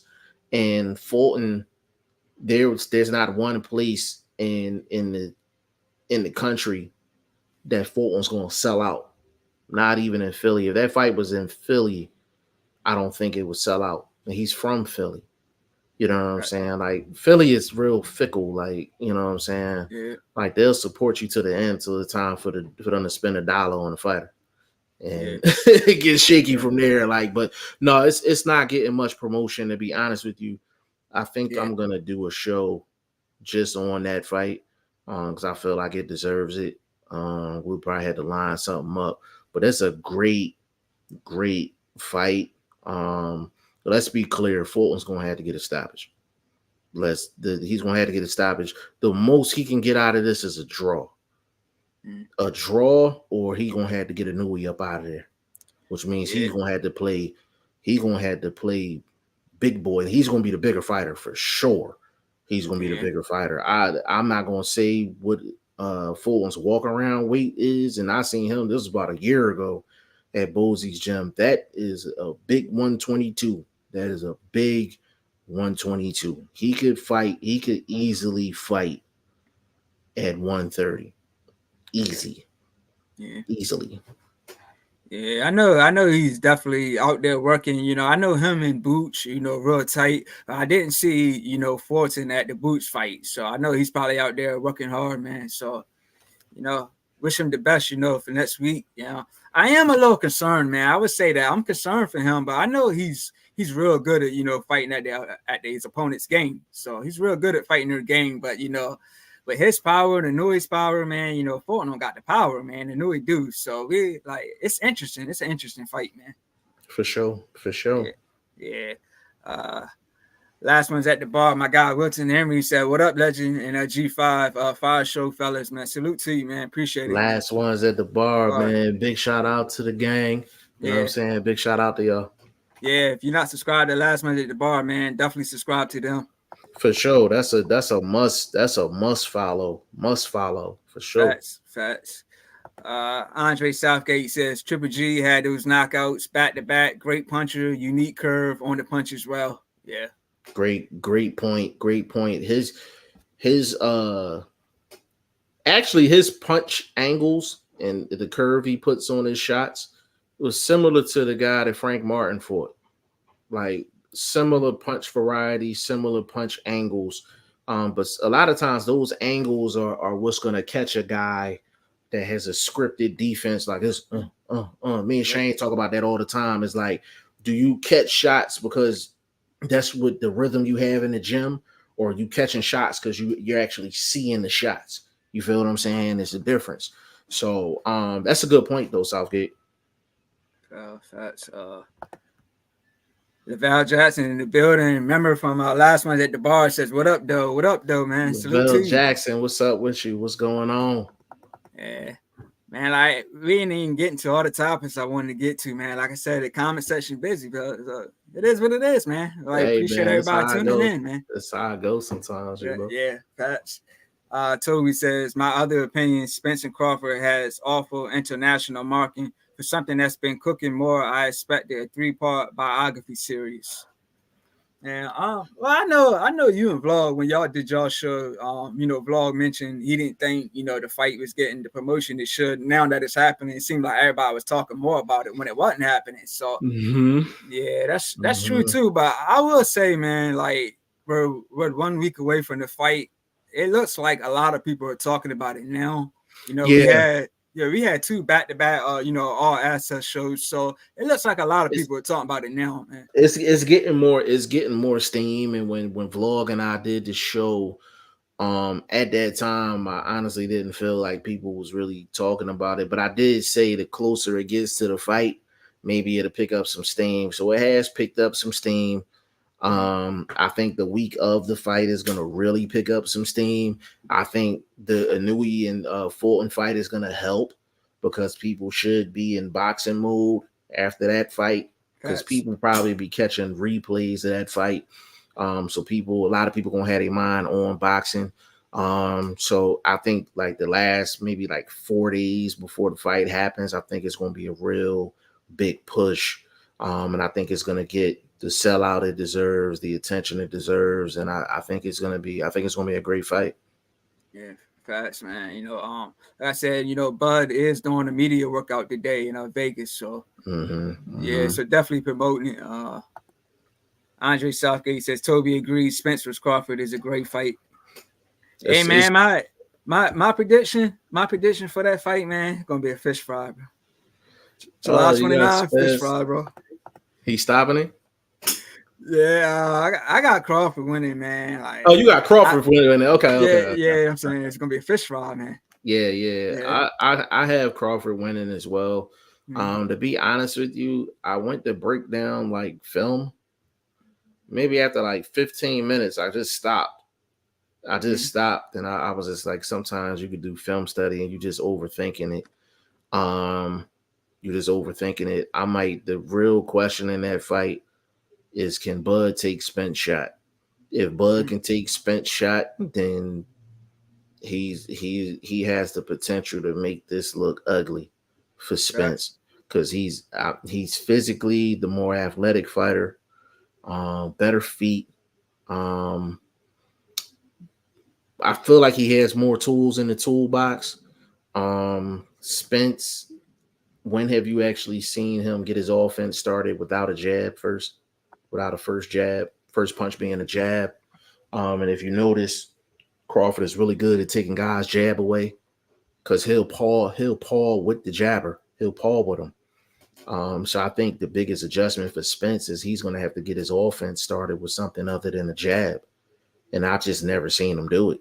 I've never seen him do it. He's been jab dominant his whole career. And if you can get away with it, that's great. That's how you're supposed to fight fundamentally. But when you fight special fighters, you're going to have to do things that you're not used to doing to be successful. And just Spence has been sticking to the script this whole career. It's a great script, don't get me wrong. But I just think Bud has multiple ways to get the job done. And I've only seen Spence get the job done one way. So that's why I'm leaning towards Crawford in this fight. Facts. And I wanted to mention, I know Spence has made weight for his fights, but we know he's a big guy. Everybody say he walks around like a heavyweight. He could be like 180 pounds. So a guy made a comment, like, I kind of agree with it. And he was saying Spence is basically, in camp trying to kill himself to make weight, while Crawford is already at the 147-pound limit. So he was just saying Crawford gonna put that boy upside down on the cross. I don't. Spence, look, nothing about Spence that I've seen during the promotion makes me seem like he's having trouble getting down in weight. Like his temperament has been the same, his demeanor has been the same. He hasn't done anything that a drained fighter would do. Just start snapping out for no reason. They look like they ready to, eat a leather belt or something. Like, just, he don't look crazy like that. So I think the fight being in Vegas, if you can't get down to weight in Vegas, I don't know, you need to move up. So I think I would usually agree with this comment, but I think for this fight, I think he knew this Bud fight was happening for a while. So I think he was probably in the gym behind the scenes early before the fight was even announced. So he's going into a fight a lot comfortable. I don't think weight gonna be an issue for this fight at all. Yeah. Yeah, and I just brought that up because he was supposed to fight Keith Thurman back in April. Of course, that fight didn't happen. We didn't even hear anything about it being canceled or nothing like that. So that fight was supposed to be at 154. So right. Yeah, let me get the next comment. Boxer Learner in the building. He said, "What's up? Salute the Boxer Learner." Boxing Learner, big shout out to Boxing Learner in the building. What is going on with you, partner? Vlog said, "Where's my link?" You want me to send it to him? Yeah, I'll put it in the comment section, but you can still throw it in there. All right, just throw it. You want to throw it to him? Yeah. You throw it to him? Yeah, I'll put it in the comment section, but you send it to. I'm gonna just run through these, man. Hey, Vlog, you want me to send it to your phone or send it through the gram? Let me know. Joseph said, "I never lost no money on Bonello. I don't respect drug cheat. He's the Barry Bonds and Lance Armstrong of boxing." So let me respond to that. So basically, I can respect that. The one thing that he has done is he has fought under VADA testing since then. He has had, I think, 2 fights where he did all VADA testing. So, and he did get W's in those fights. So I do respect that. To be honest with you, some of my favorite fighters of all time had a positive drug test. I think Roy Jones had a positive drug test at one point in his career. James Toney, I think he had more than one positive drug test in his career. It was rumored that Floyd has failed several drug tests. You know what I'm saying? We don't know if that's true or not, but I mean, after the Pacquiao weigh-in, he had a team of doctors at his house, and he was getting IVs and stuff put in his body, and they said it was saline. Like, you know what I mean? Like, so it's just, it's kind of Joseph. Like, I respect the comment, but it's like, to be honest with you, bro, until they have VADA for every single fight, there's a lot of guys juicing. Guys that never got caught before in a life are juicing. You know what I mean? It's most of the sport, bro. It's most of the sport. But I respect what you're saying, though. I respect it. Yeah. You know, now Chris G got us saying 90% of boxers. Y'all got us saying 90% of these boxers on PEDs. That's a fact. That's a fact. All right, let me run to the next one. Andre Southgate. I'm not sure Charlo can take Canelo's punch. If he can't, Canelo wins. Canelo punches hard. If he can slow down Charlo, then Canelo will break him down.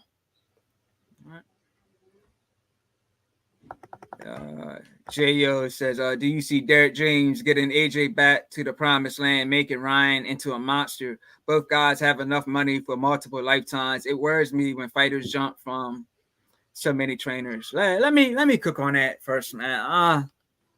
Now, don't get me wrong. Derek James, to me, is like one of the best trainers out there. But it's looking to the point like he's going to be so busy, man. Like, you know, he's got Mel. You know, he's got Ryan Garcia now. Now he's got AJ. You know, he's got Frank Martin. So he's got a lot of bodies. And Spence. Yep, Spence. So he's got a lot of bodies. So like his work schedule going to be like busy. Like he got a lot of bodies to train. You know, he got to fly here and there for the fight. So I mean, I can see it, but we have to see what happens with AJ and Dylan White. I mean, I'm expecting AJ to win that fight. You know, I'm expecting AJ to win that fight. Like Dylan White just doesn't have the chin, but we know he did one hell of a job against Jermaine Franklin. So yeah, AJ could be in for a fight. Yeah, AJ's definitely gonna be in for a fight. I'm gonna tell you the one thing that I like about AJ when he fought Franklin.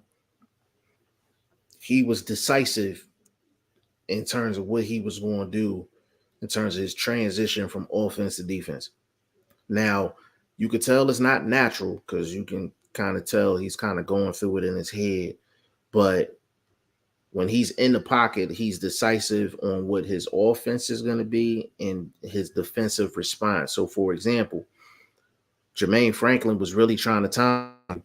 So sometimes AJ would throw one jab and then go right into a defensive mode. Sometimes he would throw 3 shots and he would go into a defensive mode. And if you notice his defense, Derek James simplified his defense. See the shot, block the shot with the same hand. See the shot, block the shot with the same hand. If you notice, AJ's not catching like this. You know what I'm saying? He's catching shots like this, like a catcher, like a baseball catcher. He's catching the jab. You know what I'm saying? He's turning with the hook.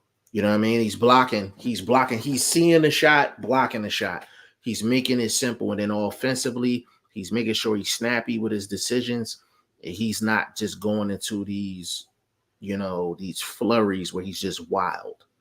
So that's the thing that I like the most about what I've seen with Derek James so far. Now you're gonna see what it's really gonna be in this fight against Dillian White, because Dillian White he can go on a run where he can look real sharp. I think he beats Dillian White. But I think AJ will be fine though. I think AJ will be fine for sure. All right, so let me ask you this: if AJ gets past Dillian White, if he can get a Wilder fight, let's say Wilder and Andy Ruiz they fight, Wilder. Let's just say if AJ goes into a Wilder fight and he has Derek James in his corner, do you think Derek James can give him enough to take on a vicious fight like Wilder for 12 rounds? That's a tough question, man. I Like AJ got heart, man. Like AJ got heart, man.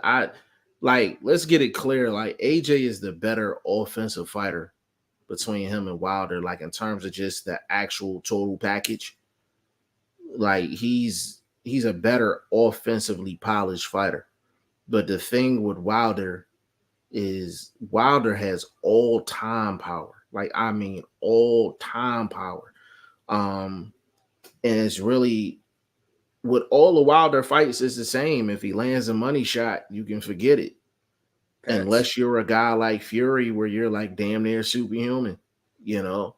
I think that's the one thing that Fury don't get credit for. Like he walked through and survived one of the guys that has all-time power. And he hasn't, I don't think to this day he's gotten credit for taking the shots that he's taking, even the shots that he ain't get knocked down on. He's taking some smoke like that takes your legs away. So I don't know how AJ reacts if he gets caught with the shots that Fury got caught with. I don't know how he reacts, but that's the beauty of that fight. If AJ doesn't get caught with that money shot, he probably wins the fight and probably looks impressive doing it. But if he gets caught with that shot, whoo. But that's the beauty of it. That's the beauty of it. So it's just I don't know. I don't know how that fight plays. If I had to put my money on it, I say Wilder lands a right hand that's gonna get home. It's really a matter of can AJ get up, and if he does, can he recover? Facts. That man, yeah, my money's on Wilder too, man. I just can't nobody's avoided that right hand. Nobody. Right. Every single opponent Wilder fought, touched that canvas. He's landed it. Even against Fury, like you said, he's got movement like a middleweight. He's got the best footwork in the heavyweight division. He couldn't even avoid it. So yeah. So facts. All right, let me run through the next comments. Joseph Gwilt in the building. He says, "Good morning, gents." Jake Gwilt in the building, man. It's morning time out there. You know what I'm saying? Yeah. Big shout out to Joseph Gwilt, man. That's my guy right there, man. Big shout out to him. It's a straight party in this joint. That's what I'm saying, man. I ain't expected to be this busy, man. Yeah, this is a straight party in this joint. Yeah, we ain't even no fight on, and we got a party. Yeah, facts. All right, Andre Southgate says AJ always trains hard. He just hasn't showed it in the ring. I hope that James wakes up AJ and lets him know to let it all out in the ring, throw more combinations. AJ has 3-4 combinations. Let me cook on that real quick. Finney, you wanted to put the link in the chat. There's something going on my phone. All right, but I already did though. Oh, okay. I already did. So, basically with AJ, I thought AJ was focused for the second Usyk fight. I thought he was focused in that fight, but the thing is, I don't think it had anything to do with Garcia. I don't think it had anything to do with Garcia. I think he went in there, and once he decided, like, yo, I'm not gonna sit up here and try to outbox the master boxer and just start taking it to him. Like, he had success, but AJ, his gas tank runs on 89. He ain't got that 80, he ain't got that 87 gas tank, that regular, but he ain't got that premium 93 either. He like smack in the middle. So when you fighting a guy like that, you gotta have premium stamina because you gotta keep that up for a certain amount of time. And that's what happened. So I felt like he was focused in that fight as well. It was just a horrible matchup for him. Horrible matchup. So Jermaine Franklin, he looked solid. The Dillian White fight is going to tell me how much he's learning from Derek James, because they say it takes like 3 camps for you to figure, to get fully acclimated to a trainer. To be honest with you, I think it takes longer than that, because you're correcting old habits. You know what I mean? Like, you're correcting old habits and you're trying to learn a new trainer at the end of the day, So I think AJ will be fine.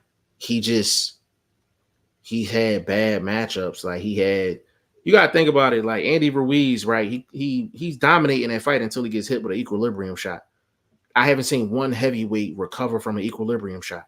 Not one. That's the worst shot a heavyweight can get hit with, because they don't get their legs back. the most, you know what I mean, the person that has the most weight on their legs is a heavyweight. You know what I'm saying? And then you take the Usyk fight, he should have never had neither one of those fights. You can blame that on Eddie Hearn. And Shane and I talked about that ad nauseum. We've been saying for years what he should have did with that. You know, so I think AJ will be fine, but I think AJ is not as off as everybody thinks. I think combination of bad night at the office and a fight against Usyk, that's horrible style matchup. But I think AJ will be fine though. Yeah, I think he like I said, I do think he gets past, Dylan White, in the rematch. So we got that to look forward to. That's gonna be August 12th. Yeah, for sure. Ghost in the building. He says, Mel better than Ryder, but also extremely overrated as a pure boxer. Who shout out to Ghost? Big shout out to Ghost. Like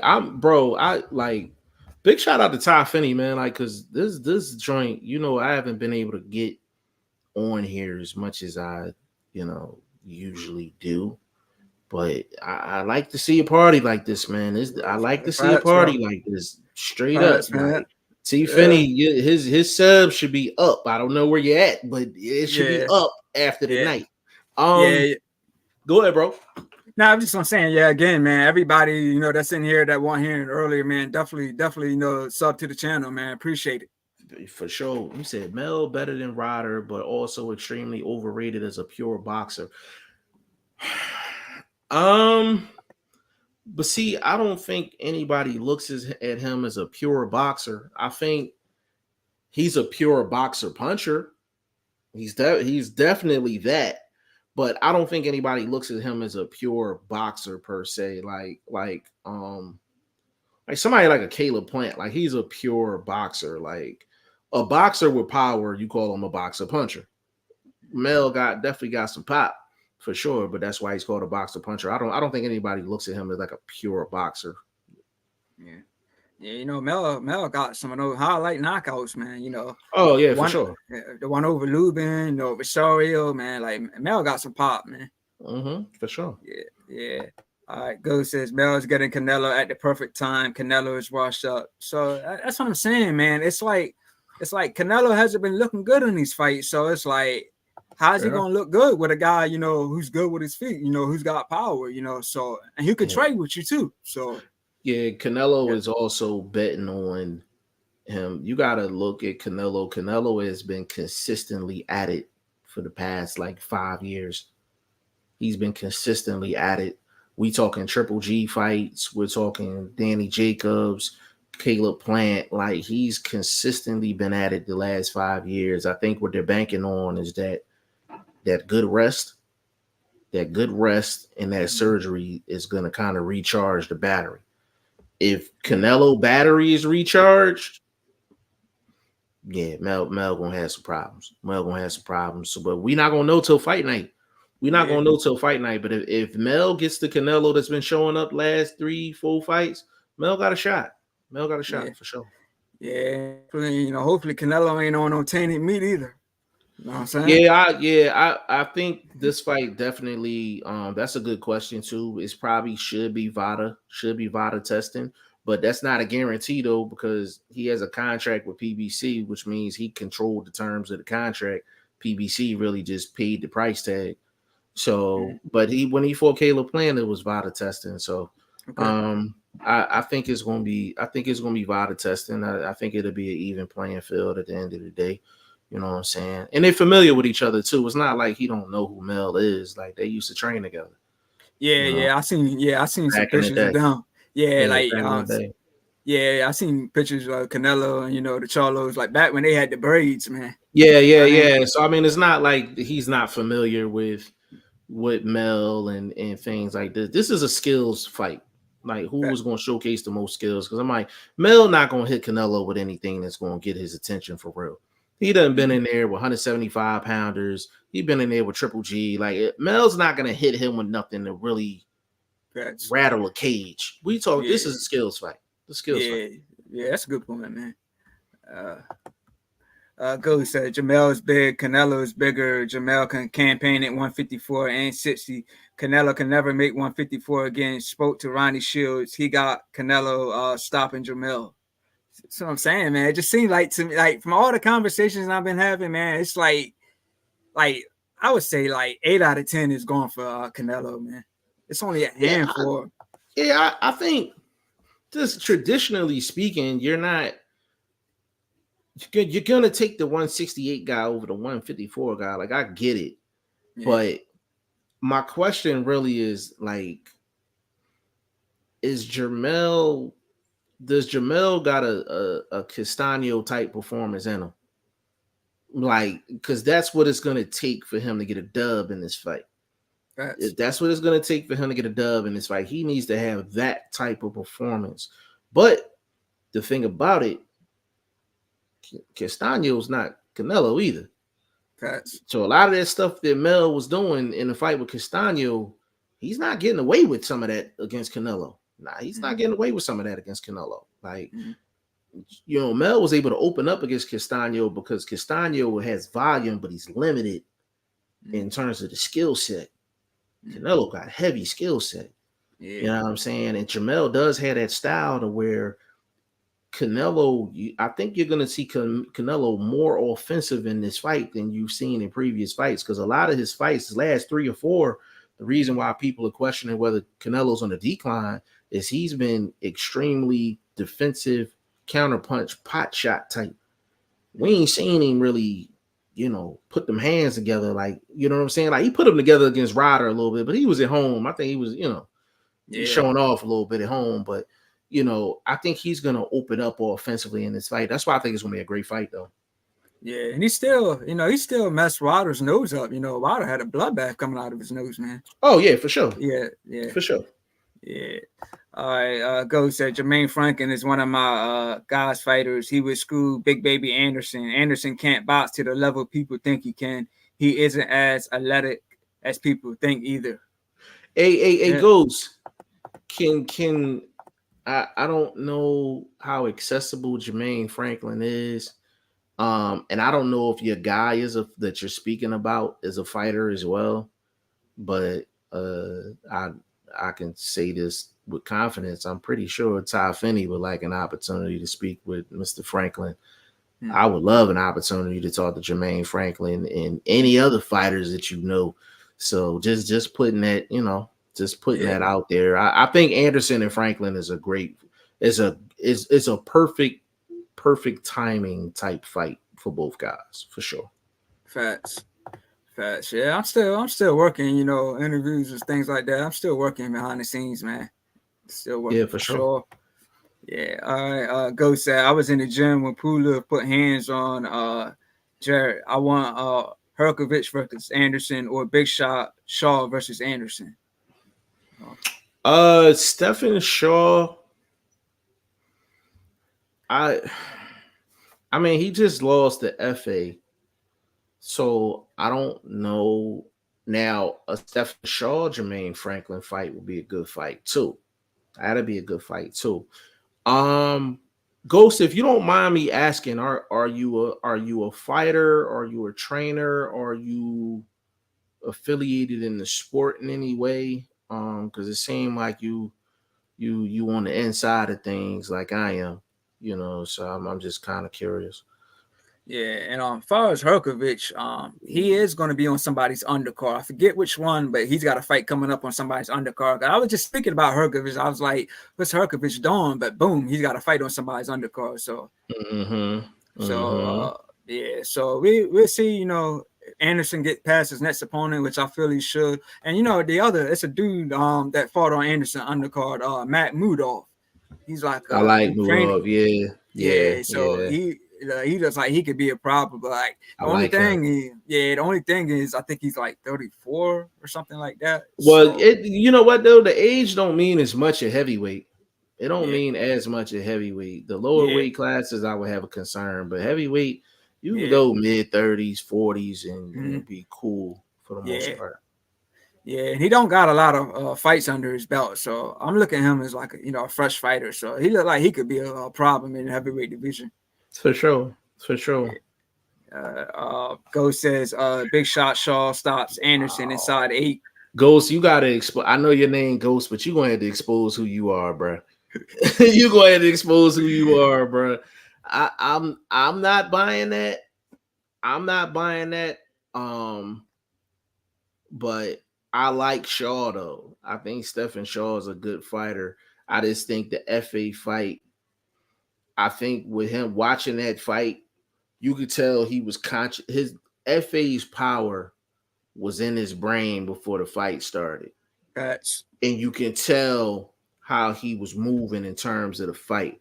He never looked comfortable in there, like, you know what, I'm gonna let these hands go and it's going down. He never looked like that once in that fight. But that's the thing with these power guys. Like, that's why I said it's real tricky when you fight them, because if it's the sport's 90% mental. So if you go into a fight like, yo, this dude, I cannot get hit with no shot because he's gonna send me in the next week. That's how he fought. Like, I just honest, like, Shaw is the more skilled guy, but it seemed like he never decided in his head, like, you know what, F this dude power. I'm going in, I'm gonna get mine, and he going to deal with me tonight. He never made that decision that night. You know what I'm saying? So that's why I don't agree with him stopping Anderson in 8, because I don't think if he did that with FA, chances are he's probably doing that with Anderson too. Yeah. Me and Chris did an episode about that. Yeah, Shaw definitely fought scared. Like you said, man, he was definitely just trying to avoid that power. And I know he was, because I remember when he fought Joey DeVico, he was putting the paws on DeVico. Yeah, he was letting them go. He was letting them go. Like, and it was just one of those things where it's just like with Shaw, even if you come out like that, you know what I'm saying, and it's a 10-round fight, after round 2, you got to make a decision.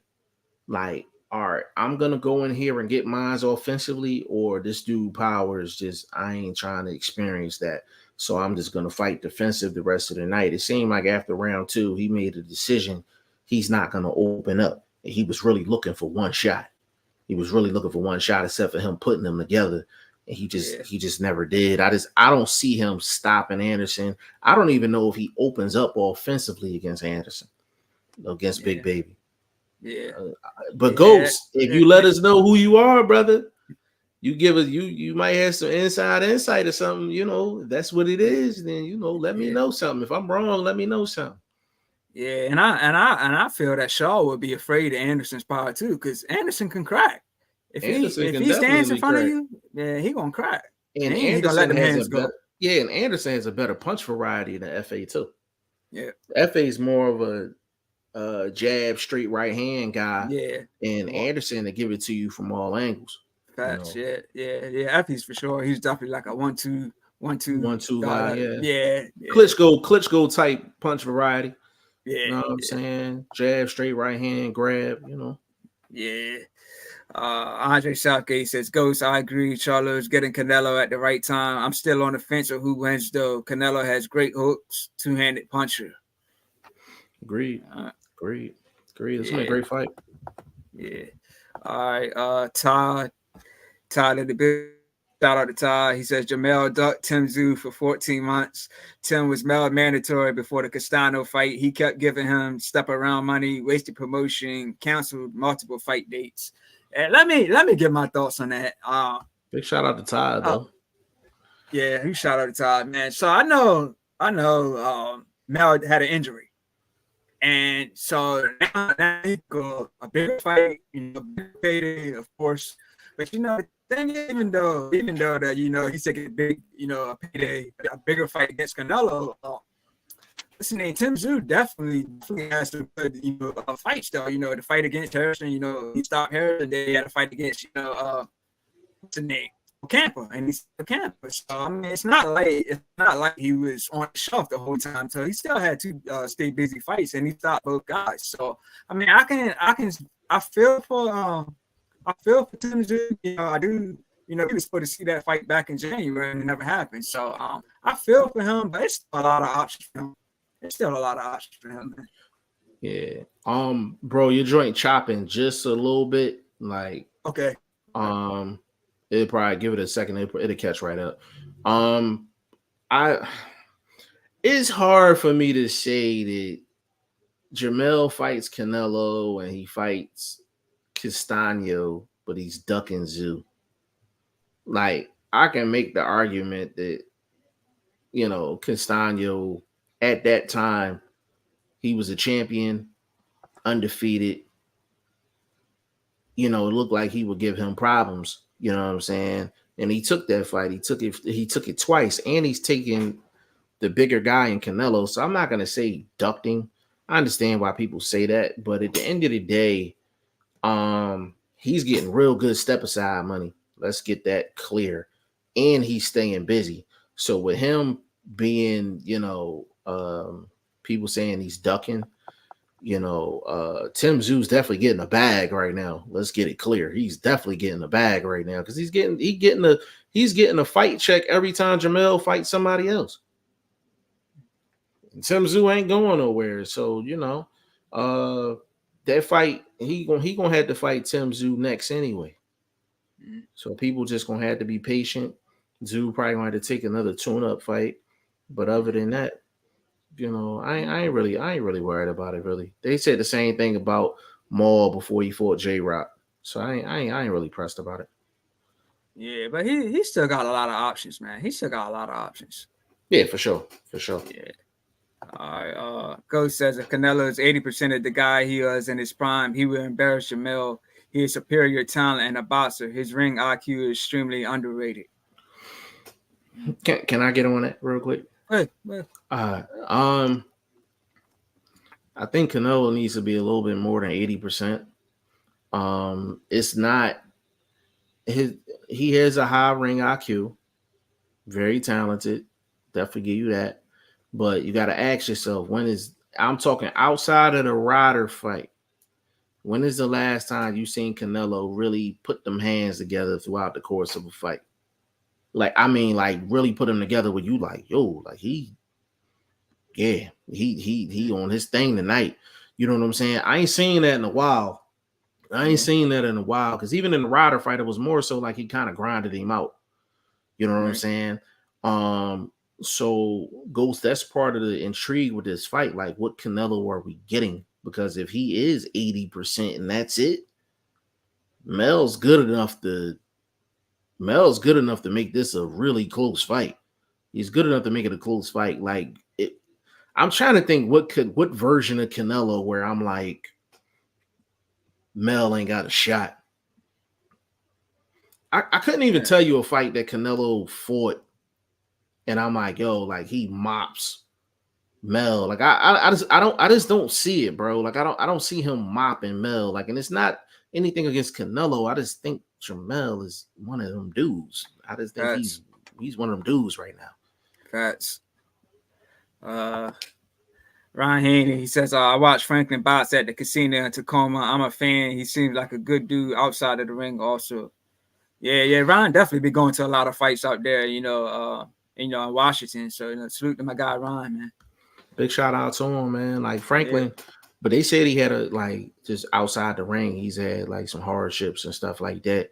Why he couldn't like take boxing on like full time. You know what I mean? But he's one of them dudes. I'm like, damn, but he'd have had kind of fully been able to take it full time maybe a couple years ago, he probably beats Dillian White. Some people felt like he beat Dillian White. I like Jermaine Franklin though, but there's so many fighters out here like him that can't afford to take on boxing full time. A lot of them are working full time jobs. They got families at home. People got to understand that too. Like, you know what I'm saying? You got fighters that's in the ring that's on TV that might be fighting, that might be working third shift at your local store doing stock or something like that, trying to keep food on the table and like, you feel what I'm saying? Like, we got to factor that into as boxing fans. Yeah, because I know I saw I got a picture with Brian Jennings. I know you saying Brian Jennings was working at the bank when he was fighting Klitschko or something. Yeah, he was fighting it. He was working at a Federal Reserve Bank in Philly. I used to work at Federal Reserve Bank in Philly. You know what I'm saying? Like, and he didn't stop until after he got the big fight, and he took, you know what I'm saying? So he's a prime example. Prime example. Yeah. Go said, let's make Andre versus Plant, please. When Andre stops Plant, I want to see what people would say. I've been calling for that fight, and I did see Plant mention on social media that he had a big fight coming up, but there's never been no announcement. So I don't know if that's like kind of on the sidelines or if the deal didn't go through or what. But yeah, I've been calling for Plant and Andre, man. Ghost, I remember who you are now. I remember who you are now, man. I apologize, bro. I a lot of stuff going on outside of the cameras, but I do remember who you are now. I know who you are. So definitely hit me up, bro. Keep me posted because I know you know what's cooking with Andre. So I need to know. So let me know so I can let Finney know and we can get this thing going. Big shout out to you, Ghost. I had a memory lapse, bro. My bad. Yeah, like I love Andre, man. Like I said, he just bad promotion, just not fighting enough. He's not getting no younger, man. So it's just like I just want to see Andre just active, man. I know he's fought, in January on Tank and Hector Garcia undercard, but I just want to see Andre more, man. Yeah, for sure. Yeah. That's one of my favorite fighters, man. It's one of my favorite fighters for sure. Yeah. Todd says Jamel needed 6 months to come up to recover for the hand injury. It's funny, Canelo payday comes around and that hand is all good. Like Vlog's trying to get in. Let me see if he got let me get him in here, see if his stream's working. What's up, Vlog? What's going on with you boys, man? How y'all doing today? Doing good, man. Big bro, what's up with you? Oh, that's what's up. Shit, same day, same shit. You know how I go. Yes, sir. Yeah, man. I'm just in here running through these comments, man. Okay. I got a serious question though. I'm talking to you from the betting side of the game. We got some major matchups coming up. Excellent boxes on both sides of the cards, on both sides of the bouts. What's the best underdog in the upcoming fights? Fulton, Charlo, Spence. He a slight underdog on the books. Should we even go down to we got Cambosis and what's the name this weekend? Who y'all like in that? Oh yeah, Cambosis do fight this week. I don't know what Cambosis I'm gonna see. I'm gonna have to kind of wait and see. How that play out. If I had to pick a underdog, for the value of money, I would definitely say Mel for sure. I'm gonna get more bang for my buck. I mean, Fulton at 280. Yeah, but see the thing is, Fulton gonna Fulton at 280. Yeah, but Fulton gonna need a knockout. That's 280. Yeah, Fulton gonna need a knockout though. No, he's gonna need. No, not from what Scott's saying. I mean, what's the name went over there with? He was gonna get it on the cards because he was beating up Murata before the stoppage. So you know what I'm saying? He was winning on the cards. So don't think them.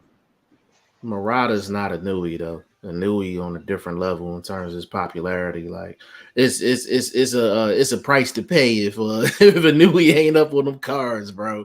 I would say Mel. I would say Mel.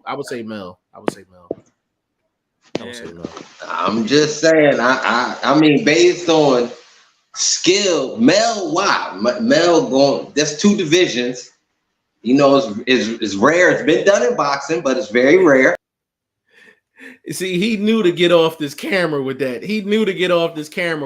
Bro. He was just on the show talking about Mel and Canelo, and Mel was going to put the things on Canelo, man. He got to get back in here, bro. Go ahead, run through the comments before he come back in here, bro. All right, Go says, y'all know how they do fighters who are melanated from overseas. For sure. Facts. Yeah. Andre Southgate, does the Tony Wheat stoppage make you think that he should have stopped Fury versus Wallen? He says he was concerned about his health, but in the Fury fight, Wheat shirt was full of blood, but he let the fight go. That one is extremely simple, bro.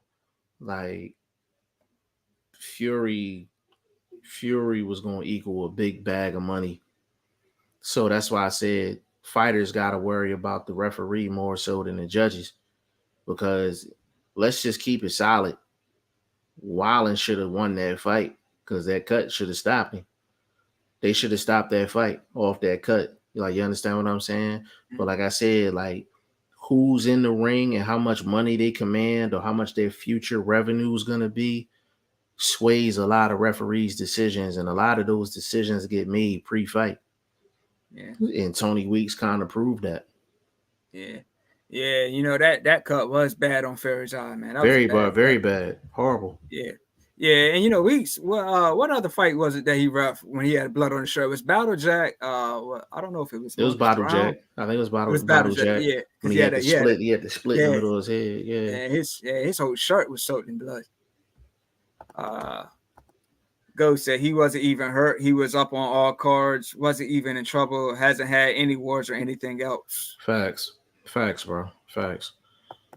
Andre Southgate. Not only that, Ghost, it was also for the title. Really bad stoppage. Yeah, it was horrible. Yeah. Ghost said, why is a 70-year-old a ref in the first place? I mean, that's what we was talking about earlier, man. Like, you know what I'm saying? Anybody that can get senior citizen discounts at any of your local stores, man. I don't want him refereeing the fights, man. That's just what it is, man. Like, he getting in the movie theater for $5, man. Like, I can't. I got a problem with that, man. These guys are in their 20s, 30s, man, fighting for their families and their careers. And these dudes is making stoppages because they just physically ain't got it. You know what I mean? They don't have it. Yeah, Vlog trying to get back in. All right, hold on.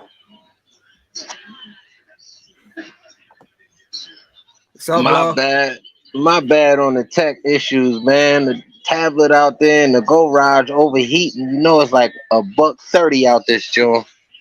So my apologies. Are you good, man? Yeah, man. But as I was saying. Yeah, but as I was saying though, bro, we got a lot of nice little underdogs, and I hear Charlo. I'm with Charlo. You know, it's top 3 fighter on the planet right now for me. What about Valdez and the Navarrete fight? Anybody liking the board chances against Valdez? I mean, that's another one. I'm saying, man, you can put together a nice little 3-fight parlay. Snatch up a couple of these underdogs, bro. You might be able to, you know what I'm saying, get a little trip money for the summer. I don't know. What's the odds on that fight?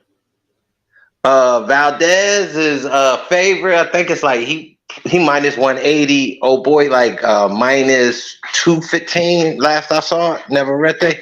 So Valdez is plus 180. No, Valdez favorite. He minus 180.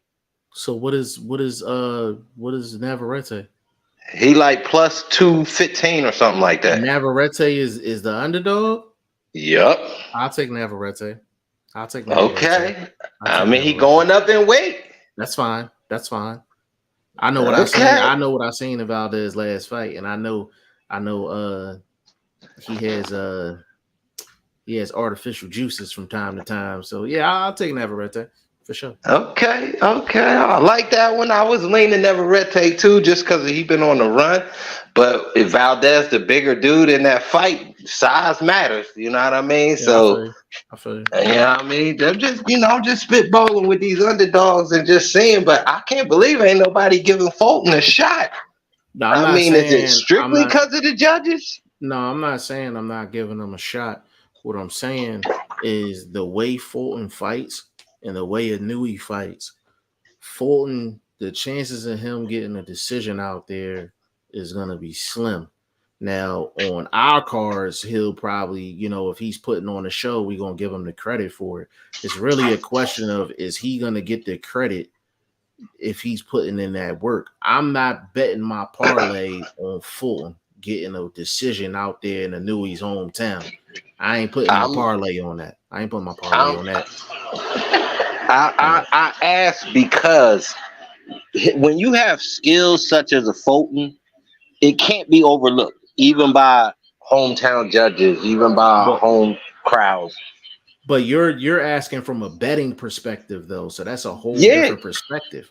That's what I mean. You're betting on the skills you know he has, despite the environment.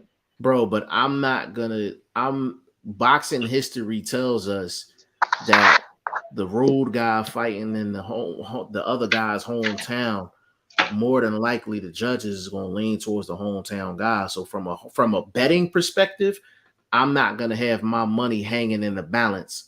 And boxing history tells me that the hometown guy is going to have the judges in his pocket. That's all I'm saying. Okay. I mean, if you're gonna bet it, you bet it by itself. You don't bet it in the parlay.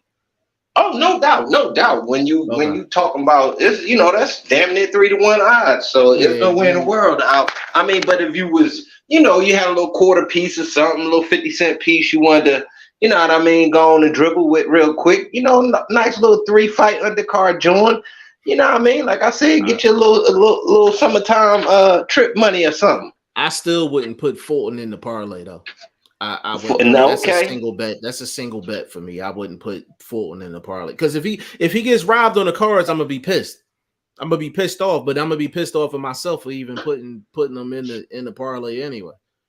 I mean, I got you. I could get that. I get that. So you see a possibility of a robbery. You don't think the Asian judges is from the history of how black people are treated over there. It's not this shunning or this no knowledge of us or no understanding of our capabilities or appreciation of what we do. And this can go all the way to the other side, to the MMA side. You know what I mean? A lot of guys been over there doing their thing and not getting the shaft, so to speak. So I just think I don't think that's going to be a big of a deal as we may think it is, just because it's so far away. Obviously a foreign country, things like that. You know what I mean? I think, and then the way that old boy fights, he has never fought anybody as athletic as Stephen Fulton. So who's to say he can handle it? Who's to say he's not going to make himself look bad? I agree with that. I think he's just one of the top underdogs. If you were just going to pick an underdog to bet on, for me, that's somebody that's high on my list. If it's a single bet, then I agree. It's no way in hell I'm putting that on a parlay though. It's no way in hell I'm putting that on a parlay. Single bet though, I would take Navarrete before I would take Fulton. I would take Mel before I would take Fulton. I would take who else? I would definitely take them two before I take Fulton. Spence? He was part of the discussion. I would take Spence before I would take Fulton. So that's 3 right there that I would take over Fulton, and it's only because Fulton is like on the road for real. Like he's on the road for real. Like he's up against it before the fight even starts. He's up against it. So does Stephen Fulton get contract signing of the year? Like, you know what I mean? If there was an award for that. I salute him. No, I salute him for going out there. Devin Haney did the same thing. You know what I mean? This is different though. This different. Haney going to Cambosis is completely different than Fulton going to Inouye. Inouye is 10 times a better fighter than Cambosis. Like this is literally like the only way that fight happens is unless Fulton takes that flight out there.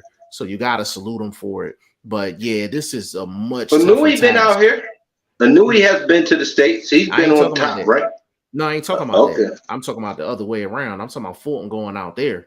Like Fulton going. I'm pretty sure somebody told him, bro, that's not a smart move. Like Fulton can't fight the way he usually fights and guarantee himself a victory.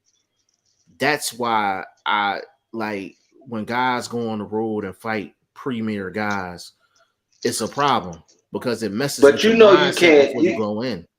But you can't tell no Philly cat nothing, man. We hard headed, bro. You know what I'm saying? I know we hard headed, but he not stupid neither. He know he can't. That's why I think he believes in himself. No, he does. He does. Listen, 100%. So what's the game plan? What's the game plan from? If he gets Inouye in trouble, he gotta get him up out of there. He gotta get him up out of there. That's the only way he need a stoppage, bro. There's not one person on the planet that think Fulton's gonna go in there and just box for 12 rounds and they're gonna give him a decision. The best he's gonna get is a draw. The best he's gonna get is a draw. He's gonna have to knock Inouye down at least once or twice for him to even get a decision out there. He's up against it, bro. He's up against it. I'm telling you, he's up against it. So you think it was for the bag? He took it for the bag. I think they paying over there. No, they definitely paying over there. It's a legacy fight. It's a legacy fight as well. And if you think about it for Fulton, what else did he have on the table that was going to bring him the money or the notoriety that he was going to get? If Fulton wins this fight, he's international. If Fulton wins this fight, he probably pound for pound. He got to be pound for pound. Got to throw pound for pound list. Yeah, so there's a lot of reasons why he took this fight, but trust me, he's going to have to get at least a knockdown to give him. Hey, is this fight at 122 or 26? It's 22. 22. Okay, so Inouye is going up a little bit. Yeah, just a little bit. Yeah, he's going up. Yeah, nothing major. Nothing major. Like, be clear though, like Fulton will be the bigger fighter in that fight. Like, clearly the bigger fighter. And I'm just saying, like, when you somebody that's so acclaimed, and then just I was Canelo, his accomplishments, style, all this stuff. But when the style that you're going up against just isn't something you can beat, it don't matter where that happens at. And I don't think no judge in the world can steal a clean victory from a fighter. I know it's happened. I know it's happened, bro. I know it's happened. I know it's happened. I just feel like in this era, you know what I mean? This being such a big international fight, like even for a Tuesday, it's gonna have mad eyeballs on it, bro. Because I'm trying to get it. I'm trying to get a link to this joint. Yeah, like I don't even know who's actually hosting the fight, like in the States, like who's hosting it. I'm definitely gonna find out. Wait, it's gonna come out more closer to the fight date. Say like probably Saturday, Sunday. It'll be, you know what I mean, some links or people will be giving up some info where you can snatch that fight at. Yeah. Hey, bro, run through the comments, bro. Yeah. You want to read this one, right, man? I can just skim through. I am always Toby. I am always surprised that referees aren't wearing action cameras. Like a POV with an Insta 360 camera would be incredible. Now, I will say this, bro. PBC was doing that. And it looked like they gave it a trial run, and it was more so for the Fox, for the PBC on Fox fights. They were doing that for a hot second. I do think they need to go to that though. I think they need to go to that. I did like that. Can I be honest? Go ahead. That's trash, bro. Because that shit didn't work in the NFL. It's not gonna work in boxing. Well, it's just something else to slow the fight up, to make the in between, you know, the action just that more slower. Well, I don't think it'll work. But I think it's good. I think it's good to use really for like post-fight video and stuff like that, not necessarily while you're watching in fight. I think it'll be good to get that close footage, and when they're kind of highlighting the fight afterwards, they can use some of that footage in that. I think that's where it'll be good. Outside of that though, like it's really just an extra layer. It really doesn't matter, to be honest with you. You know, I think, you know, something that will work better would be a mic on the ref. Well, the thing is, their mic. You know what? The Zone tried it too with. I know they tried it with a Virgil Ortiz fight where they had the camera on the guy, and they had some clips that was cool. I ain't gonna lie, because they had a clip of Virgil Ortiz. He burped and shit. And the referee, his opponent told him to lay off the tacos and shit. Like that was cool. Like you wouldn't have heard that if he didn't have that shit on. Like, so it's good to get that camera in there, for moments like that. But I don't think it's a bad thing. Yeah, I went through him real quick. Go ahead, bro. Go says, bro, I know that brother and his team. He has never made more than 25K in a pro fight. That was his big moment to make a living. They did him wrong. I'm assuming you talking about Jermaine Franklin. If you're talking about Jermaine Franklin, I can definitely believe that. As far as the 25K, they might knowing because he fought, that was Dillian White. Eddie Hearn known for throwing a little bread on the side too. So he might have got more than a quarter. He might have got more than a quarter for that for sure. Fighting Joshua, I don't think anybody that fight Joshua get a big bag. To be honest with you, I had to do a little bit of research on that. I really don't know off the top of my head, but usually Eddie Hearn usually pays well. He usually pays well, like so. He even the lower guys, like he makes sure he take care of them. So. Yeah, Toby says Rolly is the opposite end of the scale, very marketable, but can't back up the shit talking. No, but listen, Toby, I'll take if I'm a boxing manager, I would prefer to manage a Rolly than a guy that's highly skilled and can't speak English and is not like, you understand what I'm saying? I know with Rolly, I know I'm gonna be able to talk my way into a payday.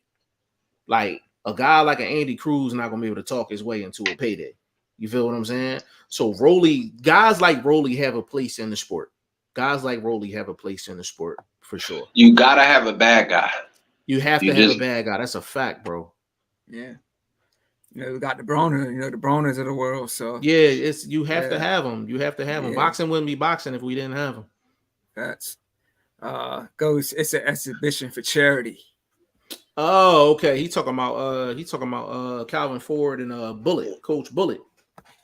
I mean, I ain't trying to see that, man. Yeah, I wouldn't do it. They can somebody else can donate to the charity. I'll just make it. Yeah. I don't want to see fighting. Yeah, I don't want to see that. Give me the donation. Give me the charity, and I'll cut them a check, man. I don't want to see them two dudes in the ring. I'm cool on that. Yeah, Andre Southgate, Rolly taking the Robin route, champ with a lot of talk, won't be champion for too long. Yeah, Rolly. But see, the thing is, Rolly gonna always be in the fight, though. Rolly's gonna always be in the fight. Hey, I ain't gonna lie, bro. The Martin I just saw a week ago. If that Martin shows up in a Rolly fight, Rolly got action. I don't think he beats Martin. He got action, though. I'll agree with that. He got action. Martin is, he hasn't had to been the slickest defensive guy on this donut run he on, but allowing himself to be hit the way he got hit this time, I look back at a couple fights. He's gotten clipped before, but none of the guys had the power behind them. None of the guys followed up the way Hadanounian, whatever dude name was. He was following up on the first shot he threw. He wasn't throwing something land and then taking pictures. He was actually trying to throw the combos and get off because he knew he didn't have a single punch power. I thought he beat Martin. I thought he beat him. No, I didn't think he beat him. I thought the knockdown definitely edged the fight. You know what I mean? That's 2 points right there. So if you go back, I had old boy in the first half of the fight, and then I had Martin coming back in the second half. Yeah, I still the knockdown wasn't enough for me. Martin, the thing. But that's Martin. What I'm saying. So imagine that Martin showing up against Rolly. That's a 50-50 fight. Well, the thing with Rolly that I like is that he has a crazy punch variety. Like he throws from all types of angles. And that's those are the type of shots that catch a guy like Frank Martin. That's the traditional. Their style is built to catch the traditional shot. It's not built to catch that off. Shot. Yeah. And I'll meet you in the middle of the street, bro. I'll meet you in the middle of the street. The one thing that I don't like about Martin, and people don't say nothing about it because he's southpaw, Martin do not move that head. He does not. Bro, I was saying that. Oh, bro. I was at the job. He's straight 12-30. Straight 12-30. Bro, it looked different because he lean. He leans like he's moving, but he's really not. Yeah, but he's not moving. Yeah, he's still on line. It's just slightly askew. Yeah, he's online all the time. So you know what? I'm not gonna say Rolly wins that fight, but Rolly would give him some issues just off of style wise. But I think listen, Martin's good. Don't get me wrong. Martin is a good fighter. He is a good fighter, but he don't get his head off the line at all. He do not get his head off the line. All right, if looking at guys like that, who you liking better, Box Boy, Troy Isley, or you liking Martin? As far as towards the future, what style you think will continue to dominate, or who's showing cracks? I like because they fight the same to me. Obviously, we know they different weight classes, but I would say I just haven't seen enough from Troy yet. So I'm gonna say Martin because I've seen more of a body of work from Martin. But Troy is nice too. Like Troy just gonna have to get in there with somebody to make me be like, all right, he's for real. Like, you know what I mean? Like, I don't think he's had that moment yet. I'll say Martin for right now. But I like Troy. Okay. Go ahead, bro. All right. Toby says Daniel Dubois doesn't have a great fight IQ. He is dumb as a rock. Nah, he definitely doesn't have a Nah, bro, he too robotic. Yeah, that's what it is. I don't even think it's an IQ. I don't think he has the athleticism to pull anything off outside of what he does. Yeah, I just don't think I agree, bro. I think he just doesn't have boxing craft. Like, that's what I mean. I wouldn't say he's dumb. You know what I mean? Because that's going a little bit too far. But he's not an athletic black dude. You think a lot of bruh, you think bob and weave, a little slickness with us, but not all of us are like that. And he's for surely one of them. He just big. Man, he's stiffer than a Popeye's biscuit, boy. He's stiffer than a burnt biscuit, bro. I'm telling you.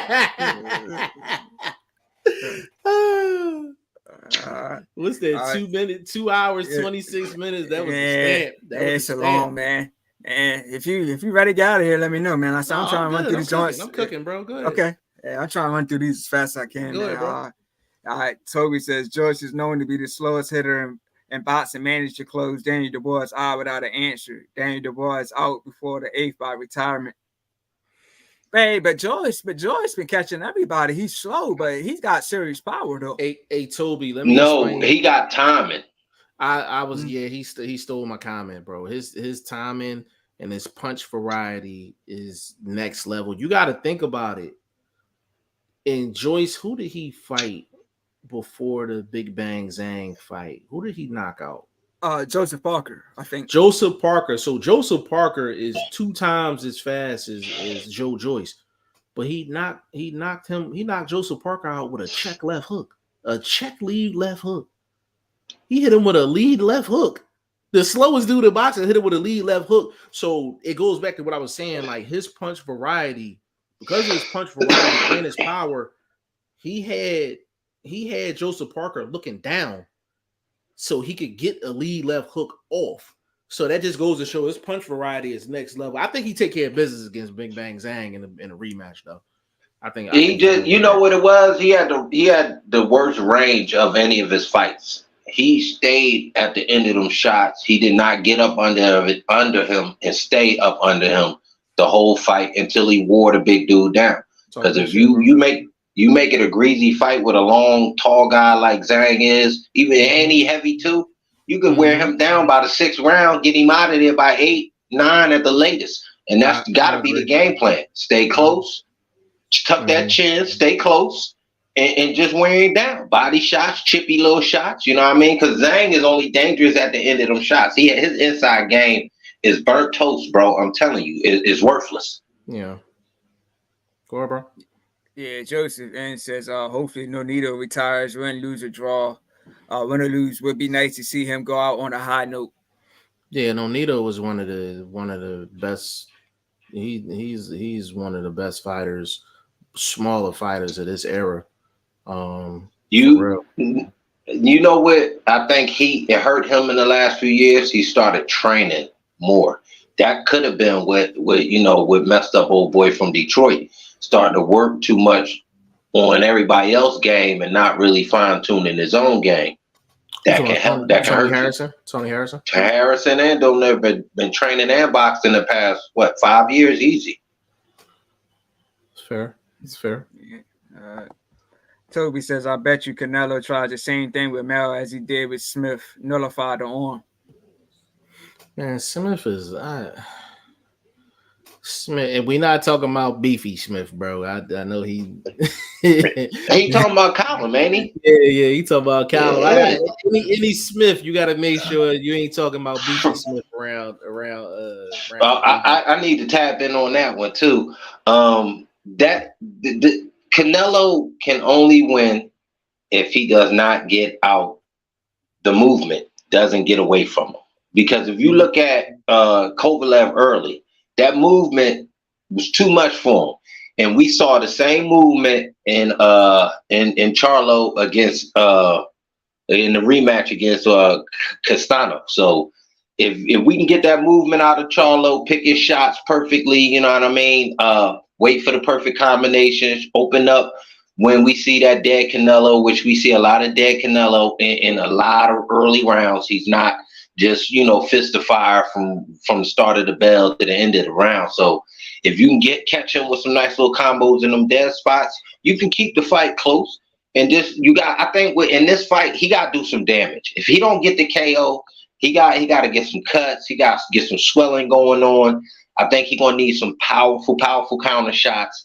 Don't look the combo too much because then you're going to leave yourself open to the bigger man's own counter punch. So I think just stick and move, you know what I mean? Do strong combination counter shots and look to do some facial damage and try to get some cuts or something and really make it, look closer than probably what people are giving you on their cards particularly. So I like that fight though. He could pull it off. Bernard did it. He could do it. And to me, he a way better boxer than Bernard. And I love Bernard, one of my top 5 fighters of all time. So that being said, hold on. You said Mel's a better boxer than B-Hop?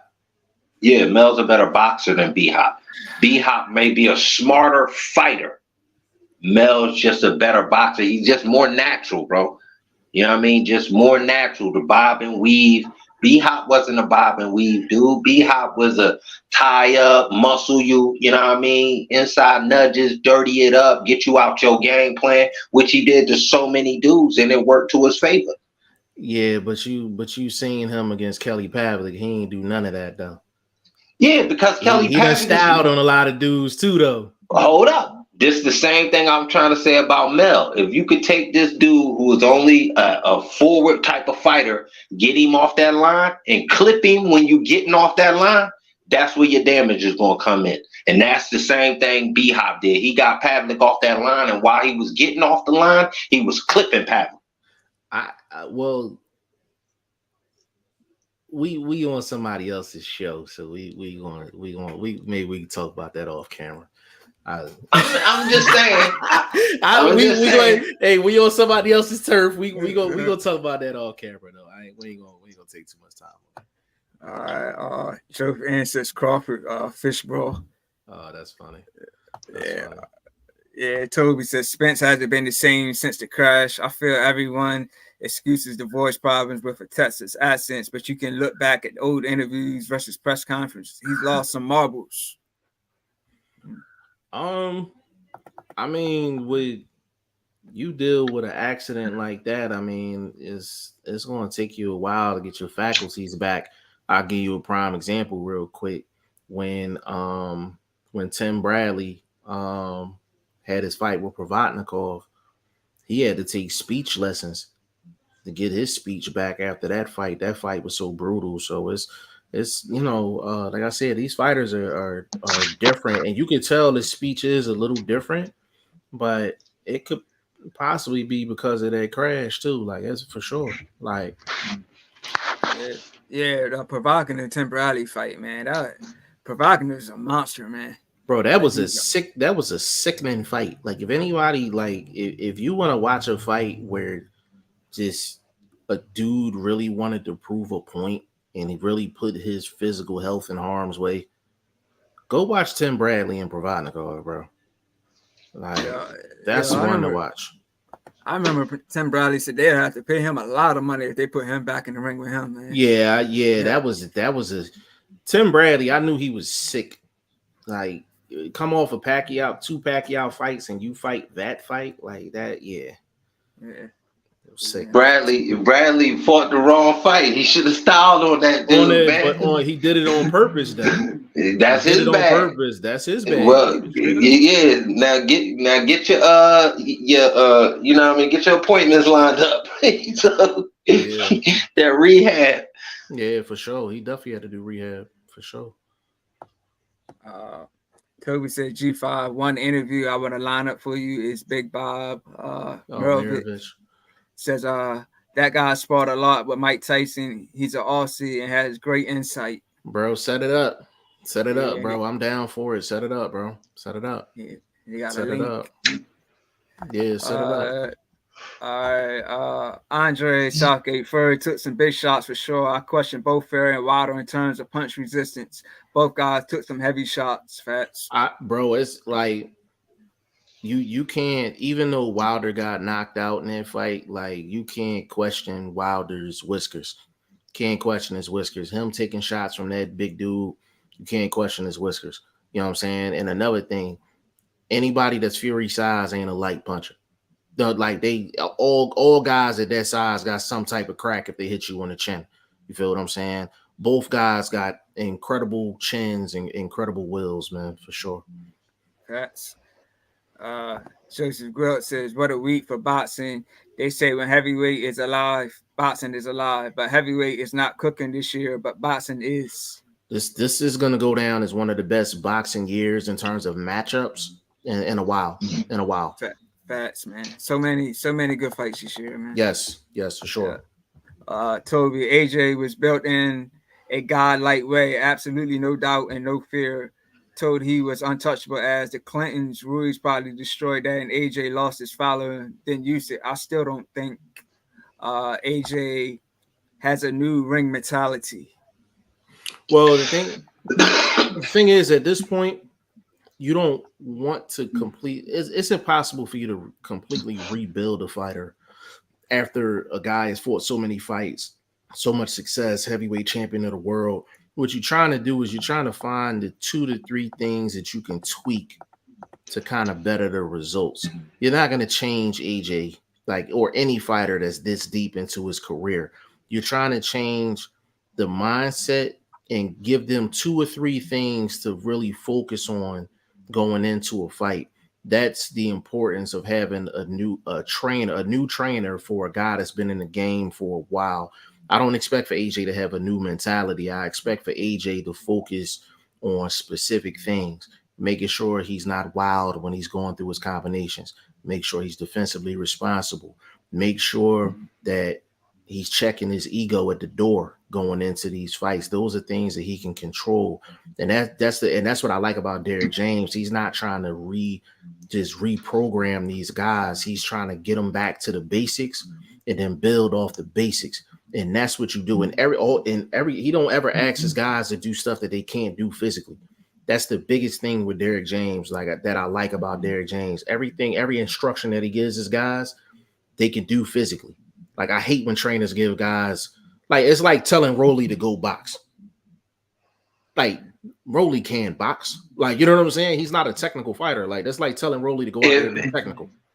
He's not technical. What Jeff trying to tell you, if, say a Derrick James gets a Rolly Martin, the first thing he would do with Rolly is just slow him down a little bit. That's something you can change without changing the fighter. So that's the type of improvement we should be seeing from AJ via Derrick Martin. Same thing with a dude like Garcia. You know what I mean? Him going over there.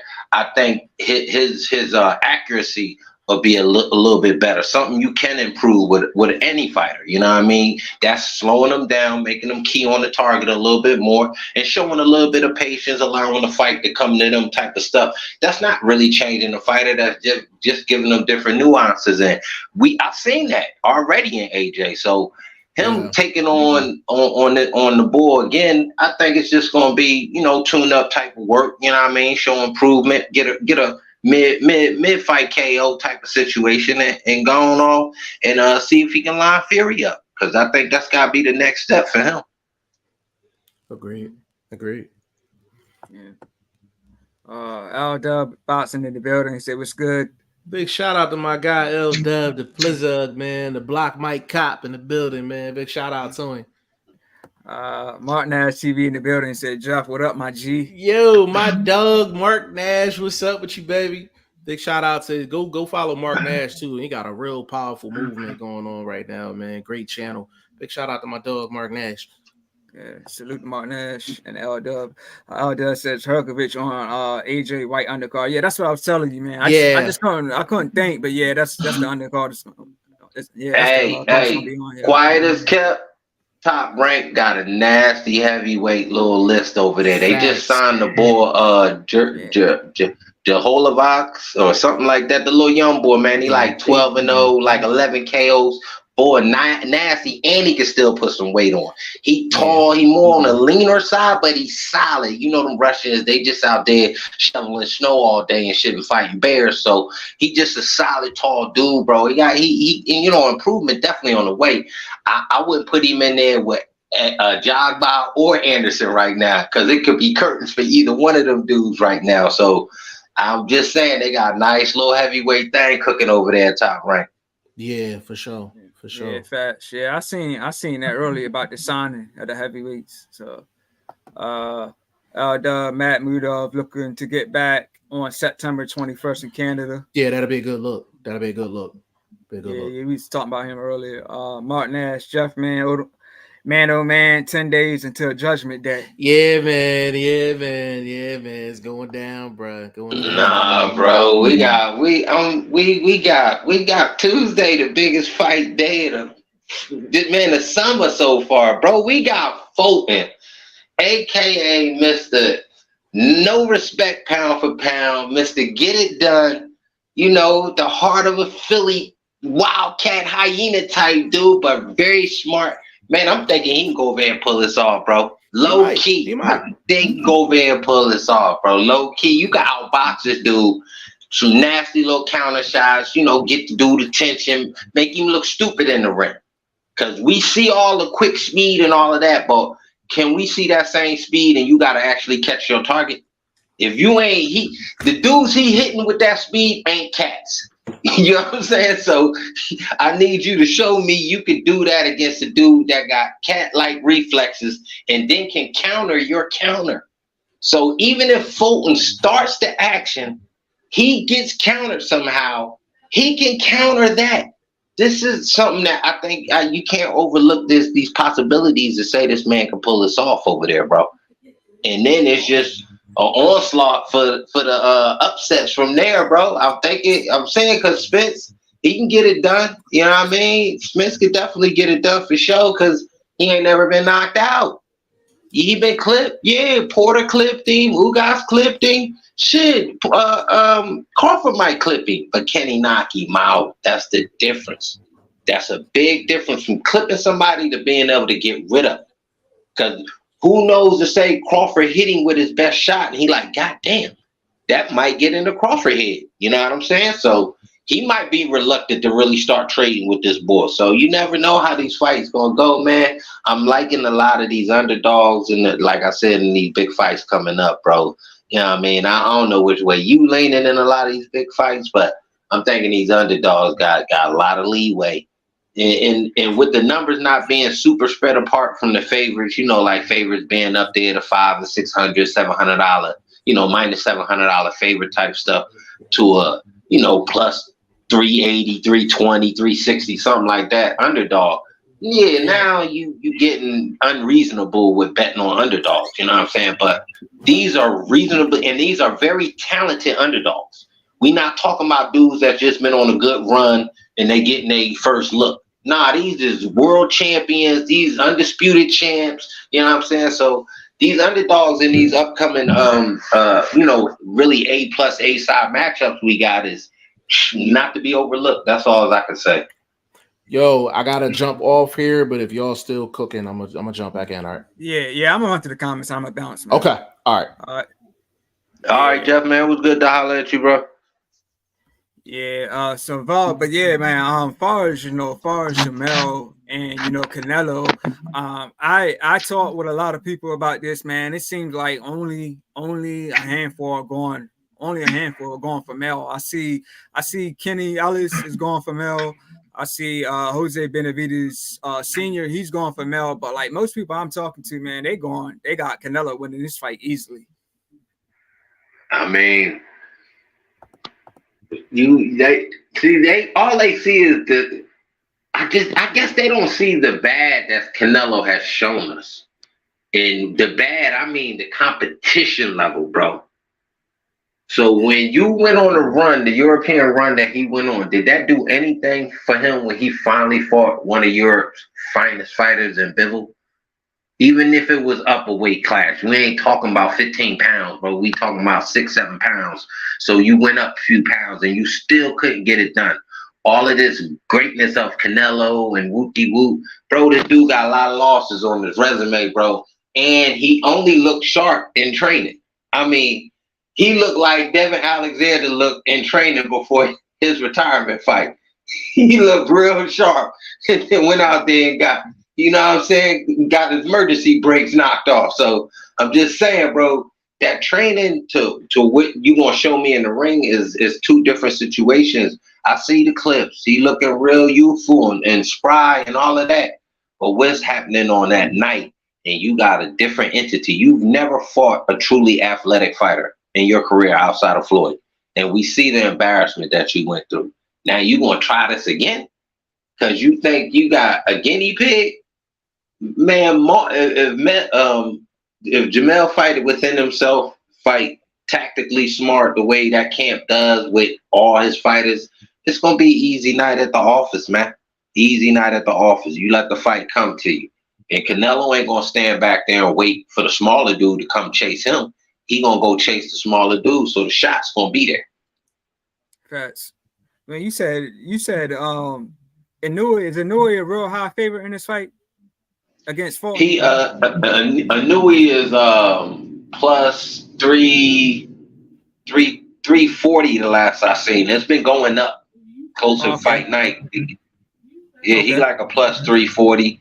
And Fulton, the last I saw, he went up from 240 earlier this week to 280 just today. So, you know what I mean? Or just the other day, rather, when I put that post up on the gram. Y'all can go check that out on the gram.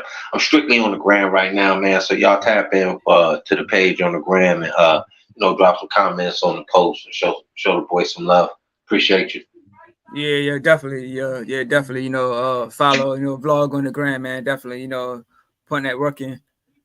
Let me run through the next comments. L. Boxing, Stephen Shaw fight Joseph Goodall this weekend. Yeah, we were talking a lot about Stephen Shaw earlier. Yeah, I got Shaw on the favorite parlay I'm gonna put together this weekend. Yeah, I got Shaw on there. I got Box Boy on there. A couple other dudes. Yeah, so yeah, I'm definitely looking for that. I mean, Goodall ain't, you know what I mean? He ain't no real pushover, but I think Shaw smart fight. Wait for the KO to come to him. Don't rush nothing. Yeah. But I did, like when me and G5 were talking earlier, I think he was fighting a little scared against Effie because, Effie got that power. But, he was just boxing smart and doing what he had to do to, avoid getting KO'd. So, yeah, which is the smart thing to do, but you can't let that take away from your offense. And I don't think he did. Yeah, true. He did. Yeah, he wasn't.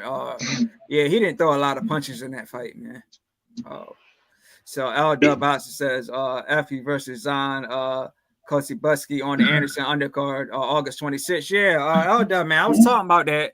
I was saying it should have been Kosibusky fighting Anderson. You know what I'm saying? But the first time it was a visa issue. But if he got the issue squared away, I mean, why not fight Anderson now? But I think that Anderson's team is just moving him smart. Coming off his win against Charles Martin, because he did okay against Charles Martin. Let me jump in there real quick. I think this is a setup to make that a bigger fight. If you bring in over Kosibusky, he gets rid of a power puncher in FA, and FA has a loss or two under the belt so far, so it won't be out the norm. If he loses, you can still use him in the future. You know what I mean? I think it may be a setup to get some sort of ESPN Plus pay-per-view situation going on, because you got to see if Anderson can do numbers. That's where you're going to be at with him next. So if you build up his opponent by giving him a victim, and I think he could box to a victory if he fights smart. And, I think he got the size to even take a shot or two from FA. You know what I mean? FA don't throw a zillion punches. So, yeah, as long as he boxes smart, yeah, I think that's going to be an easy night. I wouldn't bet on FA in that one. I ain't going to lie.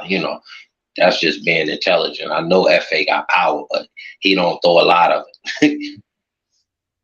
Yeah, like I can definitely see, Anderson taking on the winner between Effie, Kosabowski. But, like you said, they might just be trying to build up like a nice pay-per-view fight, a nice big heavyweight showdown. Yeah, you got to, because at what point now are you gonna find out what numbers can Anderson do? Because it has to be, you got to be thinking like that behind the scenes, because of course everybody gonna tune into either the fight Friday night or they're gonna watch the clips the next day on YouTube. So they're gonna get views for him, but is he putting fannies in the seat, or is he getting the streaming numbers up? You got to do something to figure that out, and it has to be an opponent that's made a splash, and this would be a splash from either one of them dudes to pull that victory off. Facts. Joseph N says Uncle Al has 2023 on laughing out loud. Facts, man. A lot of big matchups made this year, and he's still making. Yeah, a lot of money lost too, though. A lot of money lost. If we don't look at it this way, if you don't see the Morel Benavidez fight this year, if you don't see Big Charlo fight this year, you know what I mean? If you don't get Tank in a big fight again this year, there's also money lost, even though you're showing us something, you working. You know what I mean? That happens in business, though. You know what I mean? You can't get all of it, I guess. Yeah, Oscar De La Hoya came out today. I don't know if you've been seeing the news that Ryan Garcia made $30 million for his fight against Tank. So I mean, I wonder how much Tank made if Ryan Garcia made $30 million. So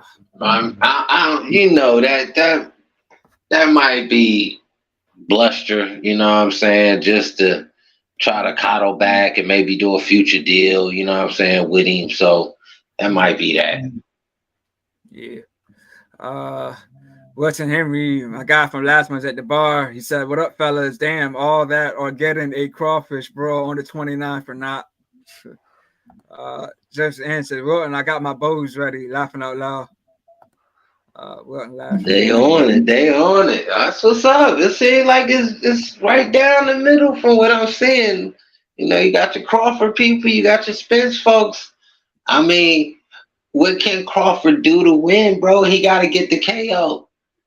I don't think they're going to go for that outboxing shit. He's never been a Floyd, so that outboxing somebody and, he ain't going to make Spence look stupid, pivoting and all of that, type of stuff Floyd do to make dudes look bad defensively. He ain't going to be able to do that. So he going to have to hurt him, drop him, cut him, lump him up. It's going to have to be some real damage from Crawford to pull off the victory that way. Or a flat out KO. Spence, I think Spence can pull it off on the cards. This is his promotion, so he don't need a KO for a win. Yeah, he just don't need to lose. You see what I'm saying? You see what I mean? Like, if as the champion, the triple champ, if you don't lose, then you don't lose. You see what I mean? So it could be that. So I think Crawford really has the uphill battle, but when you betting and these odds makers are setting these wagers, they're looking at the technical and physical attributes and things like that. And technically, Crawford is the more dynamic of the two, being able to fight orthodox and fight southpaw, switch, and things like that. Defensively, he's not the soundest of fighters. He's not the slickest of defensive fighters. He's more slick offensively than he is slick defensively. So I think Spence definitely has opportunity to even catch him if he's trying to switch in between.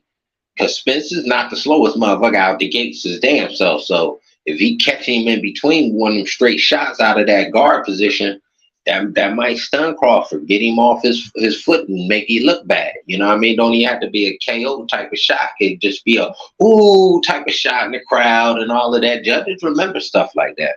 So it could be a very tricky fight to judge, or you know what I mean? But call even, because I don't know who gonna be the announcers. It's got to be even, man, because I can't have the house call suspense. I just can't have it. The way they do on ESPN, I can't have that this night. It's got to be neutral. Facts. Joseph N says, I want Plant versus Morrell. Yeah, I was calling for, Plant versus Andre. Like I said, I was telling G5 earlier, Plant tweeted he had a big announcement, but he's never said anything. So I don't know if the deal never went through or what, but I wanted Plant and Andre. Man, I thought Andre retired, bro. Yeah, I mean, I know he fought. He fought on the Tank and Hector Garcia on the card against Demond Nicholson, but I want to see him in there just one more time before the year's up, man. Man, I thought, that boy ice cold in these streets, bro. He ain't had nobody in the building when he fought, because I don't even remember that fight. Yeah, I believe he was the opening to the Tank and Hector Garcia card. Yeah, he was the opening. Yeah. Toby boxing first floor trying to get his bets together, laughing. For sure. I'm trying to get the bag up for the summer, man. Take a little trip or something. Yeah. Wilton Henry and Nui is going to have all types of PEDs in his chop suey, bro. I mean, like I said, man. But like they've been testing over there since the big scandals back when they was doing the MMA combat stuff, and they had a bunch of little chicaneries going on. They've been heavy on the testing, so I think that's going to fall through on the boxer side too, because it's still a big sport. You're dealing with international fighters. Say something happened to folk, this dude come up dirty. Come on, bro. That's major international scandal. They can't have that. Yeah.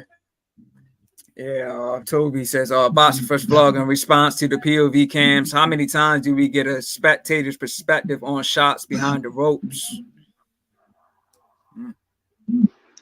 I get that. I mean, but the ref, how many times do we see the ref out of position for a lot of shots? So at the same time, y'all can bring positives from that I could bring negatives. Say he in there trying to break it up and the camera falls and all of that, and then you got to stop the fight to fix the camera and this, that, and the third. It might not always seem as let's go and let's make that move before you really sit back and look at all the hiccups, because you don't need nothing else to slow fights down. Yeah. So I never did see anything about referees wearing cams before. I don't know how I missed that. It was a while ago. That was when Dezan first started kicking off. Okay. Yeah, it was trash. Gotcha. So let me ask Toby this real quick before we get up out of here in a hot second. Okay. Are you a fan of the cams that be on like the skateboards and the bicycles, or like the motorcycle cats and stuff like? I'm not a fan of that. I think as somebody that's watching these dudes do their thing, you get a better perspective of it from the outside than you do from being in the pocket with them. To me. Yeah. Let me run through this last one, and we can go ahead and end it. Coach Cole, I think that's T-Tree James. T-Tree, I think that's his name. I know he always come on Tree, Coach Tree. Yeah, Coach Tree. Yeah. What up, Tree? Yeah, what up, Bud all day. Yeah, Bud all day. That's what's up.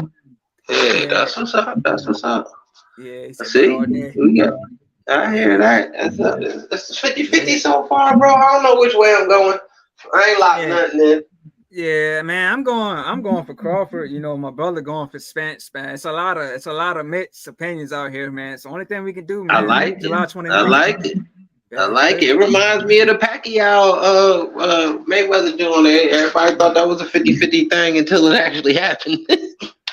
But yeah, we'll see. It was good chopping with you, bro. We're gonna get on up out of here, man. Like I said, man, anybody want to tap in with me, bro, show me some love. Give me a follow on the gram, man. I'm putting in some work, daily boxing. You know what I mean? Post, just chopping that boxing talk up with the family. So give me a like and show me some love. Yeah, definitely. You know, follow vlog. You know, on the gram. You can follow me on the gram as well, man. You know, I'm on the gram as the Legend 3347, man. You know, appreciate you vlog coming in. Appreciate G5 coming in, man. Appreciate everybody that tuned in the comment section, man. This was a long one. You know, 3 hours strong, man. I didn't expect the comment section to be this busy. You know, I didn't get a chance to go through all the topics, but you know, I'm cool with it, man. I'm cool with it. You know, busy comment section. So y'all. Yeah, man, I'm on TikTok, the same name, the Legend 3347.